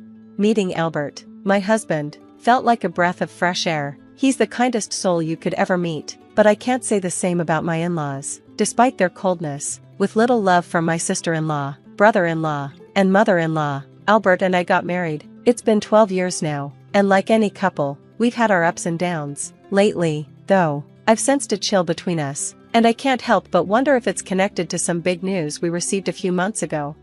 I remember that day so clearly. I had just come home from work, buzzing with excitement over some fantastic news. As I walked into the kitchen, Albert greeted me. "Hey, babe." "Hey, honey," I replied, my voice full of joy. "Guess what happened today?" Albert's curiosity was piqued, and he urged me to share. I told him I'd gotten a promotion at work. Unable to contain my excitement, I even broke into our signature happy dance, a little tradition we've had for 12 years, celebrating all our big moments, graduations, our engagement, wedding day, and even the news of our pregnancy. But as my dance came to an end, I noticed Albert wasn't joining in. Confused and a little disheartened, I asked him why he wasn't participating. With a sigh, a mix of disappointment and frustration in his voice, he said, "I'm happy for you, babe." His response was so unlike his usual enthusiastic self, leaving me to wonder what was really going on between us. Then, Albert shared his own news. "I got laid off," he said, his voice low, head dropped in what seemed like a mix of sadness and shame. The room went quiet, the kind of silence that felt almost unbearable. I stood there, at a loss for words, suddenly feeling guilty for my earlier excitement. My good news must have felt like salt in the wound. "I'm so sorry, Albert," I said, trying to comfort him. "This is just heartbreaking." He shrugged it off. "Yeah, well, that's life, isn't it?" The heaviness of the moment hung in the air. "How about we go out tonight? A meal might cheer you up," I suggested, trying to lift the mood, but Albert wasn't interested. "I appreciate it, Julia, but I'm not really in the mood. I think I need some time alone." he said, then added, "Congratulations, by the way," making an effort to acknowledge my promotion. The following days were less tense, but a sense of discomfort lingered. It was clear resentment was growing between us. Given the situation, I understood why Albert might feel envious. He had always leaned toward traditional roles, wanting to be the sole breadwinner while expecting a spouse who focused on home care. But that kind of lifestyle hadn't been feasible for us. We prioritized our children's private education, and I've always believed in earning my keep and achieving financial independence, values my mother instilled in me from a young age. With my recent promotion, I was getting closer to securing a comfortable future for us. Meanwhile, Albert's job loss remained a sensitive issue. He spent his days in a slump, neglecting house chores and diving into documentaries and video games. I chose to be patient instead of confrontational. A month passed, but his demeanor didn't change. Even the visits from my in-laws, whom I've never gotten along with, were more tolerated than anything. I pushed aside my discomfort to support Albert and care for his needs. "It breaks my heart to see you this way," one of them said during a visit that had all of them, my sister-in-law, brother-in-law, and mother-in-law, under our roof at the same time. Their presence tripled the tension, creating an atmosphere in our home that was hard to bear. I braced myself for the critical and judgmental comments, hoping that, despite everything, my in-laws' visit might provide Albert with some comfort during this tough time. But nothing could have prepared me for Roy's shocking remark. "I'm honestly surprised it was you who got laid off," he said, his tone dripping with condescension. "I would have thought Julia would be the one in that position first. Considering the way things usually go, you know, women are the ones who stay home with the kids more often." His outdated views left me speechless. Before I could respond, my mother-in-law barged into the room, her arms loaded with food and drinks for Albert, as if he were seriously ill rather than simply unemployed. "Oh, my poor baby," she exclaimed, her voice on the brink of tears. "This is just devastating." Albert tried to lighten the mood. "It's tough, but I'm not at death's door. Julia's been a huge support," he said, offering a weak smile, but his words did little to break the thick tension in the room. Someone, likely echoing Albert's traditional views, scoffed, "A wife supporting her husband? What has the world come to?" As if the situation weren't challenging enough, my sister-in-law suggested, "Maybe it's time to get dinner ready, we'll be here a while." Exhausted from my long workday, I felt my frustration building. After my promotion, I'd been pushing myself harder than ever, determined not to let up and show any weakness. The last thing I needed was more family drama, especially with Albert's job loss. I was already juggling the responsibilities of work and home life, and after a grueling day, I hoped for a bit of relief. "Albert, do you think you could handle dinner tonight?" I asked gently, hoping he could step up for once. On some days, he'd agree, but the results were often underwhelming, even though he used to be a decent cook before the layoff. With the kids staying with friends, it was just the two of us. Cooking for a crowd, especially with my in-laws now in the house, was the last thing on my mind. "I'm really tired from work lately," I said, offering an alternative. "How about we order in? There's this fantastic place that does amazing noodles." My sister-in-law and mother-in-law gasped dramatically, clearly taken aback. "You're going to order takeout? We're your guests," my sister-in-law exclaimed, her voice rising in offense. "We hardly ever get invited here, and this is the reception we get?" My mother-in-law joined in. "Noodles? Really? That's just not acceptable. This younger generation's ideas are spreading everywhere, even to us. Julia, we understand you're busy, but Albert's going through a tough time. As his wife, shouldn't you at least make us dinner?" I felt cornered, exhausted, and frustrated, but to avoid further conflict, I gave in. "I understand your family, not strangers," I said, my voice tight, "but seeing how important this is to you, I'll make dinner. Just be patient. It might take a while, because I'm really tired." Just as I was about to start preparing the meal, Albert finally spoke up, his words taking me by surprise. "She's been forcing me to cook dinner," he said quietly. The reaction was immediate and dramatic. My mother-in-law and sister-in-law looked as if they could hardly breathe from the shock. Roy's disapproval was evident on his face as he glared at me. "She did what? How could you, Julia? That's so selfish," my brother-in-law snapped, accusing me of being the one at fault. Their judgment stung, making me question myself. Was I really the villain in their eyes for sharing household responsibilities with my husband, especially on days when I needed help? When I was utterly spent from work, Albert's voice cut through the exhaustion. "I'm sorry, Julia. I didn't mean to make you out to be the bad guy," he said, though his words only seemed to add fuel to the fire. But it feels unfair to burden me with chores, given our roles, he added, echoing the antiquated beliefs that seemed to govern his expectations of marriage. Caught in a whirlwind of criticism for simply wanting a fair share of household responsibilities, especially during such exhausting times, I found myself apologizing for seeking balance in our partnership. Hearing the tremble in Albert's voice as he finished speaking softened my heart. It was clear he was struggling, caught in a grip of loss and confusion. Depression is a heavy weight that can immobilize even the strongest, leaving them adrift in a sea of hopelessness. Perhaps Albert was overwhelmed to the point where even the smallest tasks felt insurmountable. With that realization, I chose empathy over frustration. I'm so sorry, Albert. From now on, let me handle dinner and everything else. You don't need to worry about it, I assured him, swallowing my own frustrations.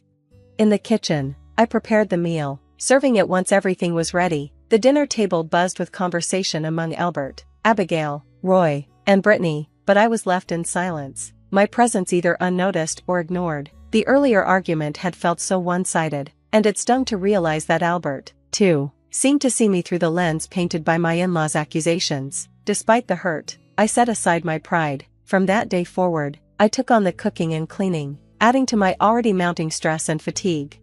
As weeks turned into months, I continued to shoulder the burden of being the sole breadwinner. Thankfully, the recent promotion had provided a financial boost, but the reality was that our lifestyle, particularly our daughter's private schooling, couldn't be sustained on a single income. Albert's attitude towards me grew increasingly sour, his interactions brief, dismissive, like a child upset over a toy he could no longer have.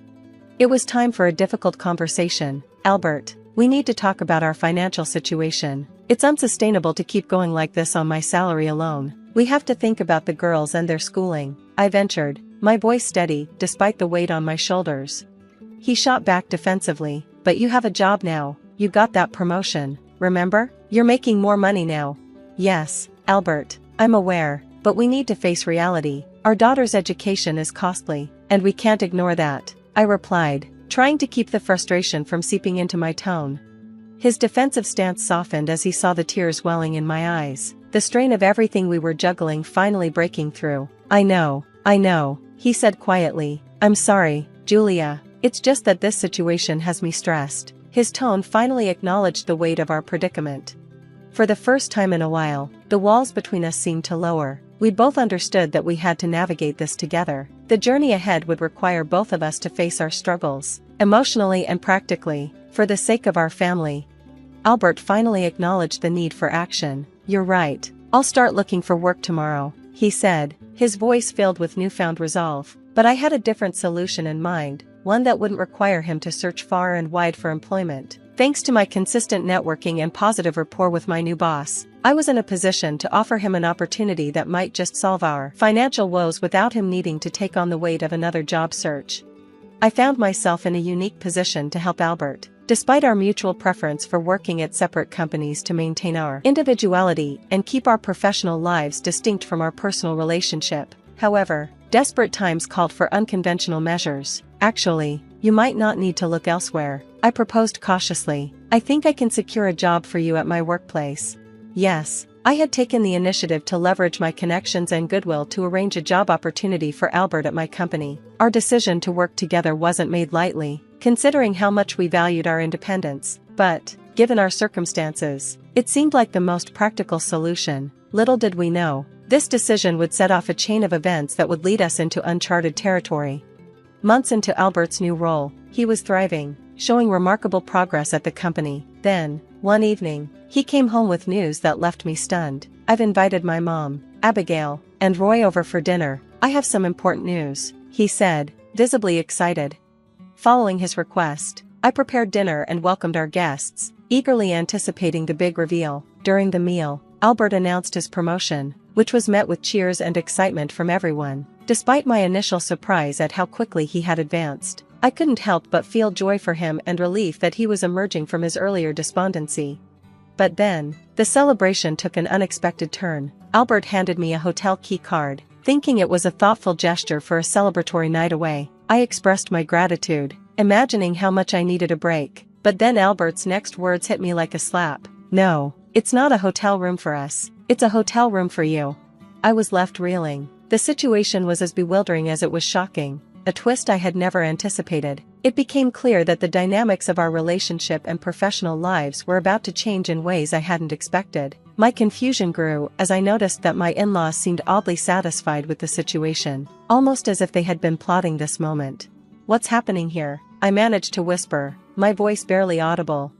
Abigail took the lead, explaining that Albert had confided in them about his new job and how well he was doing. "We suggested to him," she said, "that considering his recent success and bonuses, it might be time for him to reevaluate his life and choices, especially after our last visit. We didn't appreciate your attitude then."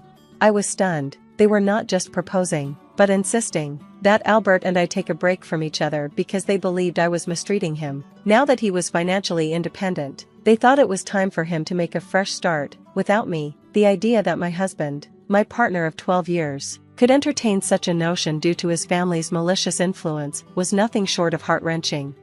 Looking directly at Albert, my gaze filled with a mixture of anger and betrayal. I watched as he quickly turned his eyes away, unable to meet mine. His family, on the other hand, seemed to relish the turmoil they had stirred up, suggesting it was for the best now that Albert was the primary earner.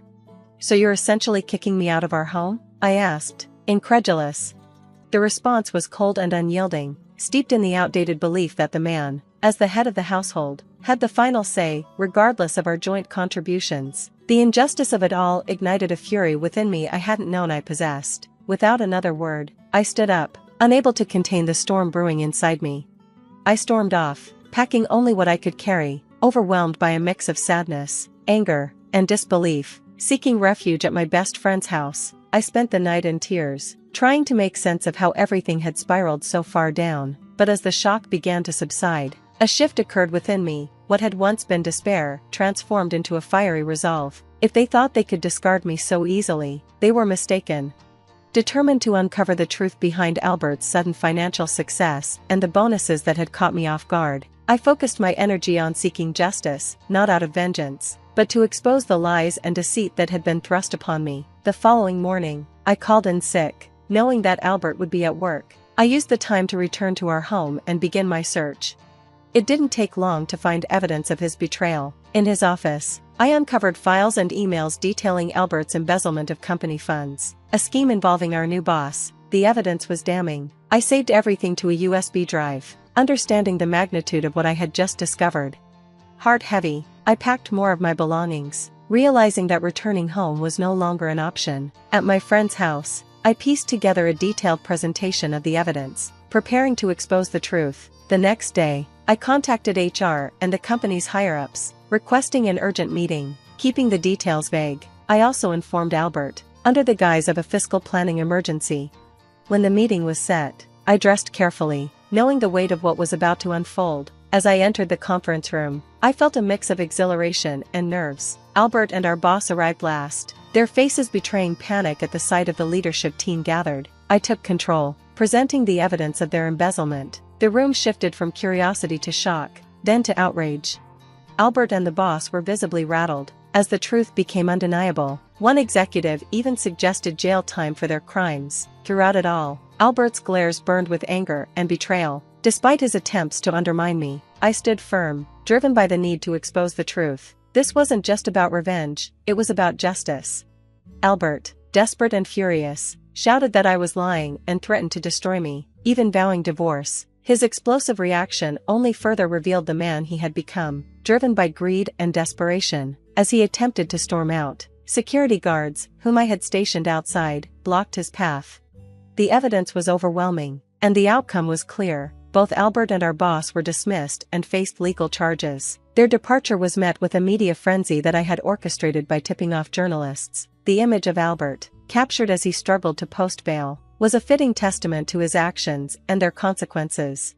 In the days that followed, the investigation revealed that the scheme ran deeper, implicating my brother-in-law Roy. My in-laws, who had been so eager to remove me from our home, were not just acting out of disdain, they were removing an obstacle to their criminal enterprise. The revelation that my mother-in-law and sister-in-law might also be involved added another layer of betrayal to the situation.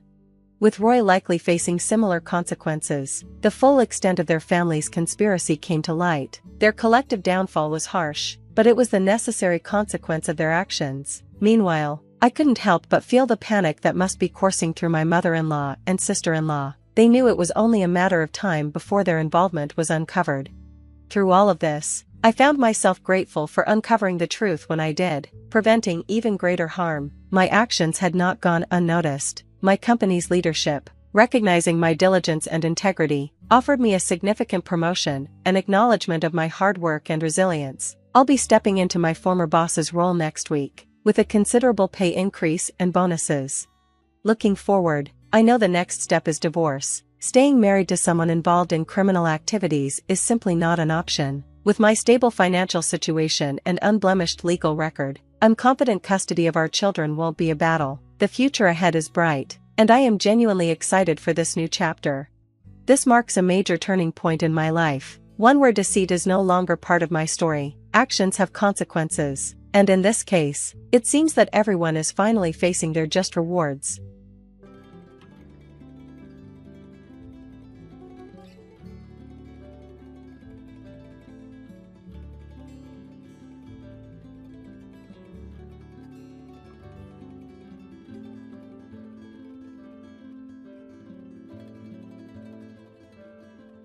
There's no mistake in our reservation for 7 people. I'd appreciate if you could prepare a separate seat for this lady who isn't included in the count. Elizabeth, my husband's mom, often made bold requests, teasing me. But today might be different because I know a secret she's hiding, and I plan to reveal it at our family gathering. I'm Natalie, 28 years old, and I work as a chef. I met my husband George at the restaurant where I work. He runs a long-standing electronics store in the city, passed down through his family. Sadly, his father, who ran the store before him, passed away last year. I grew up in a family passionate about cooking. My parents and brother are all culinary professionals. Surrounded by this environment, I learned a lot about cooking from a young age. Thanks to this and my talent, I graduated top of my class from culinary school. I used to be confident in my cooking skills, but marrying George made me doubt myself. We ended up living with his mom, Elizabeth, after his dad passed away. George wanted to take care of her, so we agreed to live together. I hoped for some time alone with George after our wedding, but living with his parents changed that plan. I knew he might eventually live with them, but not right after getting married. Maybe he didn't want to upset me by mentioning it earlier. Living with Elizabeth wasn't as bad as I thought. She was kind and helped with chores. She even bought me treats from my favorite bakery. But there was one issue. Her cooking was too salty for my taste. She prepared our meals, but they were always too salty. I knew Elizabeth was from the northern region, so I assumed her love for salty food might be typical there. I'd read in magazines and seen on TV that northerners often prefer saltier tastes. However, I knew it wasn't true for everyone, like my colleague at work who's also from the north but likes lighter flavors. Elizabeth's cooking didn't match what I expected. Her dishes were much saltier than what I'd heard or what my colleague liked. Her stew, for example, had such a strong sauce that it overpowered the natural colors of the ingredients. It felt like eating pure sauce sometimes. Elizabeth would encourage me to eat more, saying that if the food wasn't flavorful enough, it wouldn't be satisfying. I'd often wonder if this was the standard taste. Once my husband mentioned that the dish seemed lighter than usual, and Elizabeth said she adjusted it to my liking. But even then, I found it too salty. I couldn't help but think, this is considered light. I was shocked by what happened next. Eating Elizabeth's heavily seasoned food every day seemed to dull my taste buds. I started doubting my ability to taste properly, especially when cooking at work. Luckily, the head chef did the final taste checks, so it didn't affect the dishes much. But it worried me a lot. To deal with Elizabeth's cooking, I started making my own breakfast before she woke up. It helped me keep up at work, but it made her cold towards me. She started ignoring me when I greeted her in the morning. One evening, I asked her opinion on a dish I'd worked hard on. She questioned if I'd seasoned it right, saying cooking basics were important. She added more sauce, saying it needed more flavor. It made me feel like she thought I was being arrogant about my cooking skills. But I was just worried about health issues. I couldn't shake the feeling that there was a reason behind Elizabeth's sudden change in behavior. My husband has 2 older sisters who welcomed me warmly into their families from the start of our marriage. They even offered to help if I ever had any problems with their mother. Their support made me feel valued even though we were just getting to know each other. Their husbands were also friendly, which added to the family's warmth. Especially Emily, who has a delightful 5-year-old daughter. We were preparing for her big birthday celebration, and I happily agreed to help with the food. The table was filled with a variety of dishes, each colorful and inviting. Emily praised the spaghetti I made, saying her daughter loved it. Her appreciation made me really happy. She even thanked me for the delicious spaghetti with sparkling eyes. Emily also shared a stew she made, which she was a bit shy about. She encouraged everyone to try it, especially her daughter. Emily's daughter frowned and refused the spicy stew, saying it made her mouth burn. She asked for more water after trying a bit, but her glass emptied quickly. Then she commented that her mom's cooking was usually heavy on seasoning, and today's was even more so. Her mom got angry and stormed off, ending the party abruptly. I regretted offering to help with the cooking, especially since Emily's daughter's comment seemed to upset her mom. It felt unfair for our efforts to be criticized like that. That night, I wanted to apologize to Emily, but I couldn't find the courage. When I finally did, she responded coldly, telling me not to act superior because it wasn't my house. Her response was sharper than I expected. Life became increasingly difficult from the next day onwards. Elizabeth would heavily season the meals I carefully prepared, and on the worst days, she'd even throw them away before finishing them. I turned to my husband for support, but he didn't take my distress seriously. He suggested that maybe I had antagonized her and needed to listen more. It felt like he wasn't understanding my feelings. To add to the strain, despite being married for only half a year, he started coming home late, sometimes not until midnight. He said it was because of work, but he even started missing important family events like Emily's daughter's birthday party. This put a further strain on our marriage. Just when I thought things couldn't get any tougher, Elizabeth had a bad fall down the stairs and seriously hurt her leg. Emily offered to help with her care, but Elizabeth insisted that it was my duty as her daughter-in-law to look after her. After that, my life changed completely. I had to attend to Elizabeth's needs all day, every day, from small tasks to big ones. Even at work, I'd get constant calls from her, disrupting my tasks. At first, my colleagues understood, but eventually, they got frustrated with the interruptions. I ended up resigning from my job. When I told Elizabeth about quitting, she seemed happy about it. Since then, my days have been filled with meeting her spontaneous demands at all hours. It's taken a toll on my mind and body. As my husband's absence at home grew, I couldn't shake my doubts about his excuses for working late. I started considering what our next steps should be. Feeling like I couldn't stand by any longer, I decided it was time to teach both Elizabeth and my husband a lesson. A few days later, during breakfast, I brought up the idea of divorce. They were both shocked by my sudden announcement. My husband questioned why I was bringing it up, reminding me that we were still newlyweds. He denied any suspicion of cheating and seemed hurt by the suggestion. He also pointed out that I rarely came home, and he felt belittled by Elizabeth. He said he couldn't be happy in such a household environment. "I've made my decision," I declared with newfound determination, surprising both of them. My husband quickly apologized, promising to be more attentive to our home life. He even suggested I take a break and go to my parents' house for a while if I needed it. However, he asked if I could still help Elizabeth due to her leg injury. His apology caught me off guard, but I sensed a hint of resentment in his tone. He urged me to reflect on what had happened and suggested we keep trying to live together. He hoped our feelings might change and things could improve. I replied tersely, saying I would think about it. Their smug smiles revealed their shared bond as family. The atmosphere at home improved briefly with my husband coming home earlier, but it didn't last. He started staying out late again, and Elizabeth returned to her cold behavior. Despite her injury, she frequently left the house. When I questioned her actions, I uncovered a shocking truth. My phone rang incessantly one day, with calls from my husband and Elizabeth. They demanded to know why I had left Elizabeth alone. I explained that I was at my parents' house, as we had agreed it would be temporary. But something had gone wrong. Amidst the commotion, I heard Elizabeth's voice in the background. "I won't go back to that house. From now on, all communication should go through lawyers," I stated calmly before hanging up. For the next few days, I enjoyed the peace of my parents' home.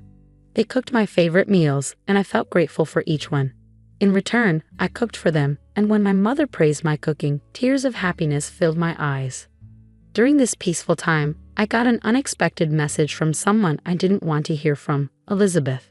She apologized for her past actions and invited me to her upcoming birthday party.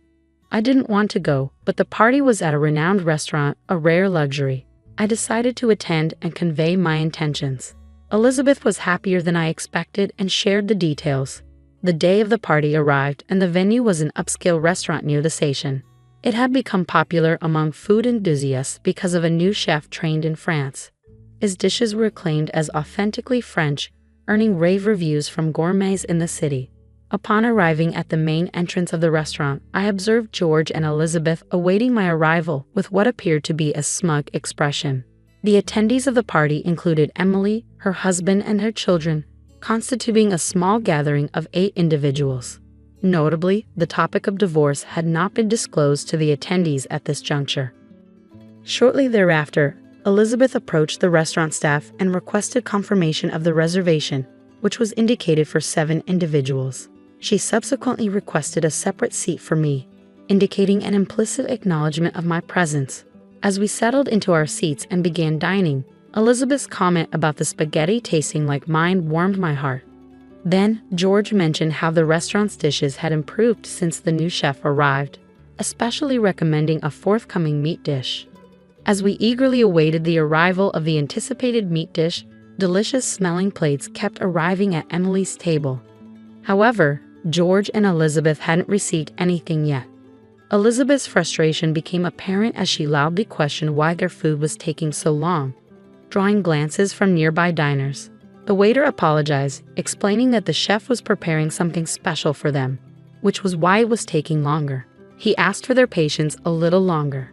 Despite Elizabeth's annoyance, there was a flicker of satisfaction on her face, knowing they were receiving special treatment.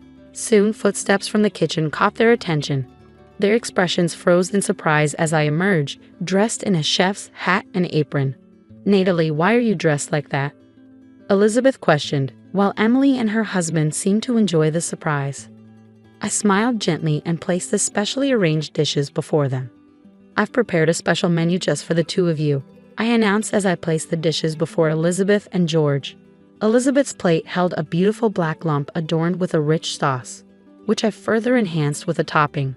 Seeing Elizabeth's surprised expression brought me satisfaction. For George, I presented a dish adorned with various delicacies, each shining brightly. I also provided a special sauce for him to try. Emily's daughter laughed cheerfully, appearing surprised yet intrigued by the unique service. However, George and Elizabeth reacted with anger. "This is unbelievable. I've never seen such inappropriate service. Call the manager," George demanded. I calmly replied, "I'm the person in charge here. Is there a problem?" Elizabeth joined in, accusing me of allowing disrespectful service and threatening to sue. "Feel free, but we're also considering legal action for the disruption you've caused," I responded firmly. "How dare you?" Elizabeth exclaimed in disbelief. It turned out that they were frequent visitors to the restaurant and were known for their demanding behavior and constant complaints. The staff had already viewed them as problematic customers until now. "Considering our familiar relationship, we've treated you with leniency. But now that Natalie has chosen to distance herself from you too, we will treat you impartially. Is that okay, Natalie?" the person in charge, who turned out to be my brother Peter, asked me. "Of course," I replied. Peter, Elizabeth, and George were utterly stunned to realize that the person in charge of the renowned restaurant was my brother. In reality, the restaurant's success was a result of Peter's diligent management and hard work. They had not been informed of this fact. Despite not attending our wedding due to work commitments, Peter had sent a generous gift. He had never spoken with Elizabeth or George before, but he remembered their faces from pictures he had received from family gatherings he couldn't attend. "I couldn't go to the wedding, so I wanted to say hi when you came to visit, but every time you guys seem too busy with your friends," Elizabeth told George and Emily. They looked surprised. "We didn't know. Can you tell us more?" Emily asked, trying to sound happy, but her eyes showed she was serious. "We actually came here to eat with some store owners from the town's market. It's popular now to eat at these new restaurants," George explained. Just then, a waiter came up. "You forgot this last time you were here," he said, handing Elizabeth a shiny earring. "You often eat here with guys who wear earrings. Isn't that risky?" I was surprised by Emily's question but laughed. "Well, it's not exactly like that. He's secretly dating a woman who works at the flower shop across the street." George looked shocked. "How did you find out?" "A few weeks ago, I felt suspicious and hired a detective. They took photos of him having dinner with her here and even going into a hotel together. To be honest, I don't think it was a good idea for you to marry her. I'm planning to get a divorce. Just be ready for that," George said, speaking openly about divorce for the first time. For me, it wasn't a surprise. I had expected it. Just remember to pay the alimony. "Don't worry. I recently made a big business deal, so I'm financially stable now. I'll happily pay all the alimony," George assured. That reassured me. "Now about you, Elizabeth." Elizabeth, who had been listening quietly, suddenly spoke up. She was a regular at this fancy restaurant and known by the staff. "What do you want from me? Since my husband passed away, I don't think anyone can criticize me." But I knew something she didn't. "Actually, I had a detective look into your secrets too. Turns out, you've been in a secret relationship for 5 years. But wait, didn't your husband just pass away a year ago? What's going on?" Emily and her siblings were furious and disappointed. Their father had meant a lot to them, so this news was hard to take. I was surprised too, but when I asked the detective how he knew so much about Elizabeth, I found out that her father had hired the same detective agency before. "You deceived him for so long, even while he was still alive. And George, even when you were with Natalie, you were seeing another woman. How could you?" Emily and her siblings were furious and disappointed. Their father meant a lot to them, so this news was really tough to handle. The tense atmosphere at our table caught the attention of other diners. We promised to talk about it more at home and ended the dinner. As I left, I thanked the restaurant staff and Peter. A few days later, under Emily and her siblings' stern gaze, George and I started the formal divorce process. "Now I'm free. I won't regret anything, no matter what," George said confidently. "I never expected this. Even after I told you about my bad leg, I didn't think you'd treat me like this," Elizabeth said, surprised. Her leg had actually healed already, but she had pretended to be in pain to seem better than me. It shocked me again. From now on, both she and my husband will be strangers to me. Even though our marriage ended quickly, I have no regrets. A few days later, when I checked my bank account, I was surprised to find that both my husband's and his mistress's alimony payments had been deposited at the same time. It seemed like my husband covered her share too. With this knowledge, I could finally see them as completely out of my life. Then some interesting news came about my husband and his mistress. He had gotten into debt to pay the big alimony. But soon after we divorced, she dumped him easily. Emily told me that the woman is known in the area for going after married men. After what happened at the restaurant, Peter told us that regular customers were tired of George and Elizabeth's behavior, and they were happy we stood up to them. After that, the restaurant banned them from coming in. Their dishonesty became known in the community. A big contract my husband was bragging about got canceled. His electronics store relied on trust from the locals.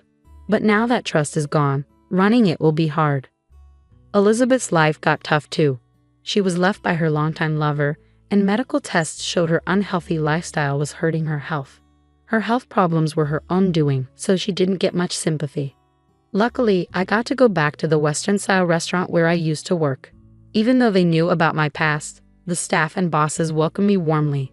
Emily and her family, including the spaghetti lady, kept coming to the restaurant, which meant a lot to me. They had cut off all ties with George and Elizabeth. Their betrayal, especially after their dad passed away and the truth came out, hurt them deeply and seemed hard to get over. Cooking brings me so much joy. Those moments when I'm happy in the kitchen are the ones I treasure the most. It makes me feel truly blessed.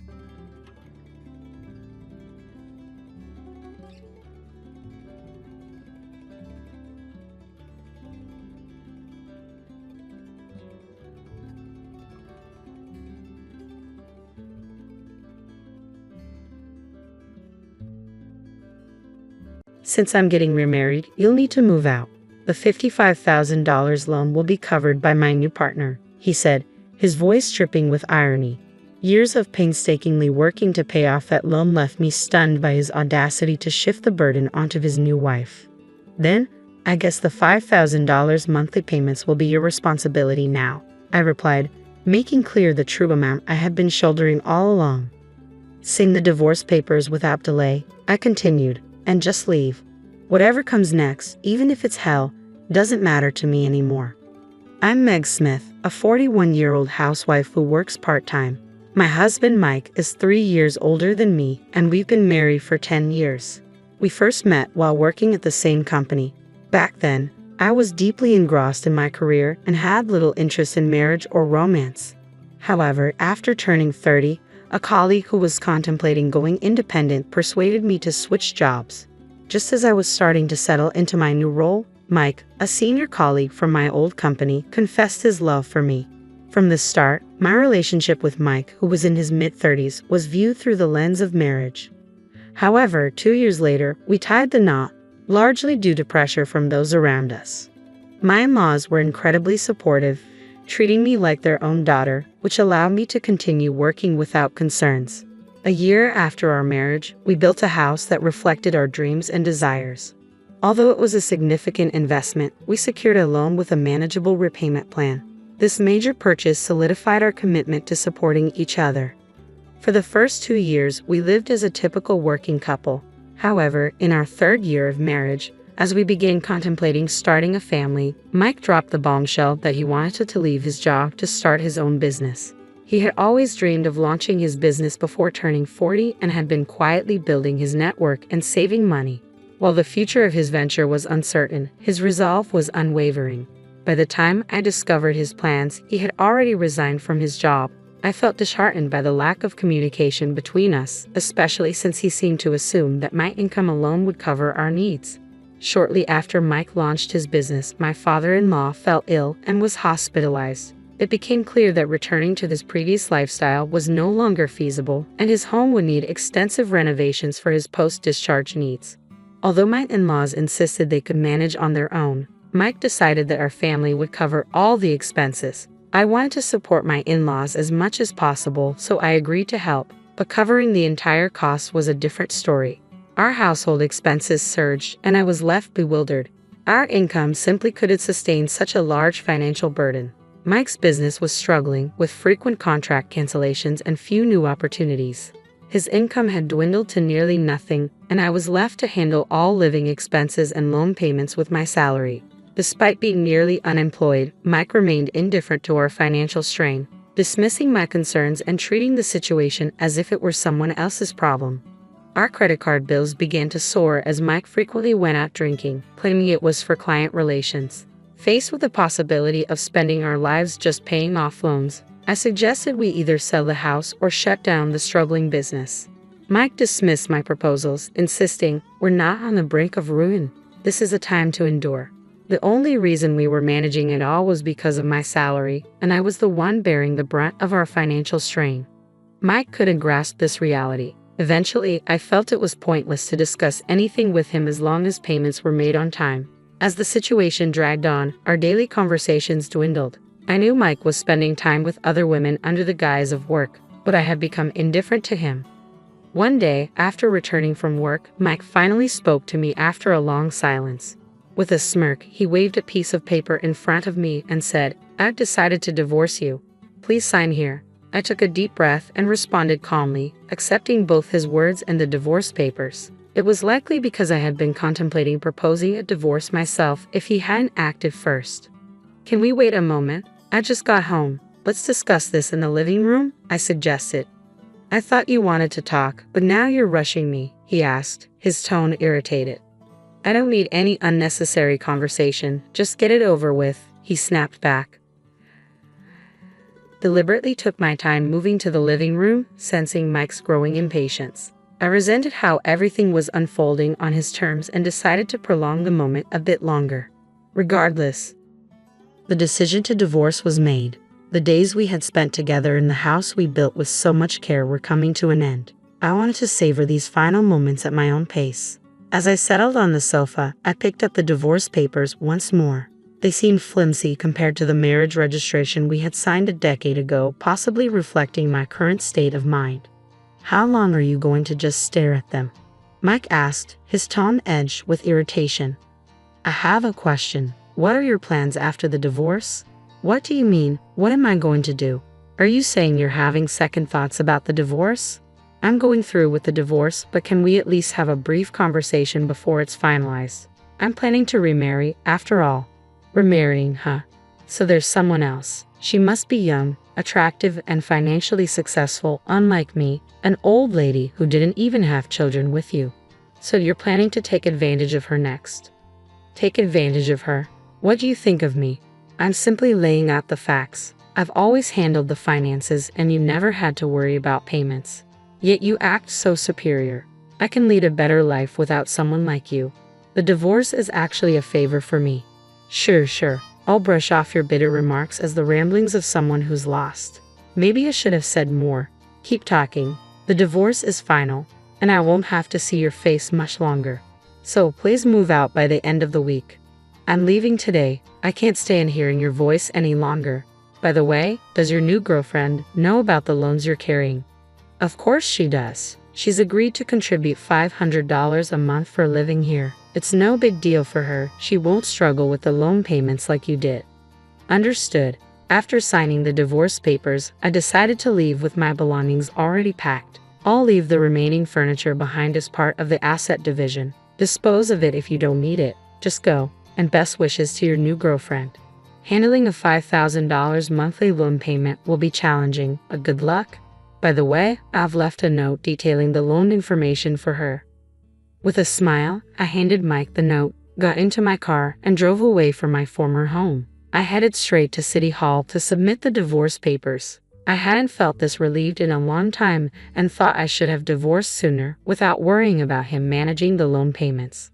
A week after the divorce, one morning, I received multiple calls from my ex-husband Mike. Though I had anticipated this, it was still quite irritating. I decided to address it and answered one of his calls. Yes, what do you want? I wouldn't be calling if it weren't important.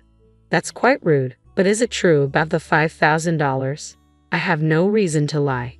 You're expecting me to cover your debt. I sighed deeply at his words. Maybe I should have explained everything more clearly instead of just relying on the note. Despite the inconvenience, all the details are laid out in that note. I thought you'd understand it if you read it. I'm calling because I still don't get it, even after reading. I'll break it down for you.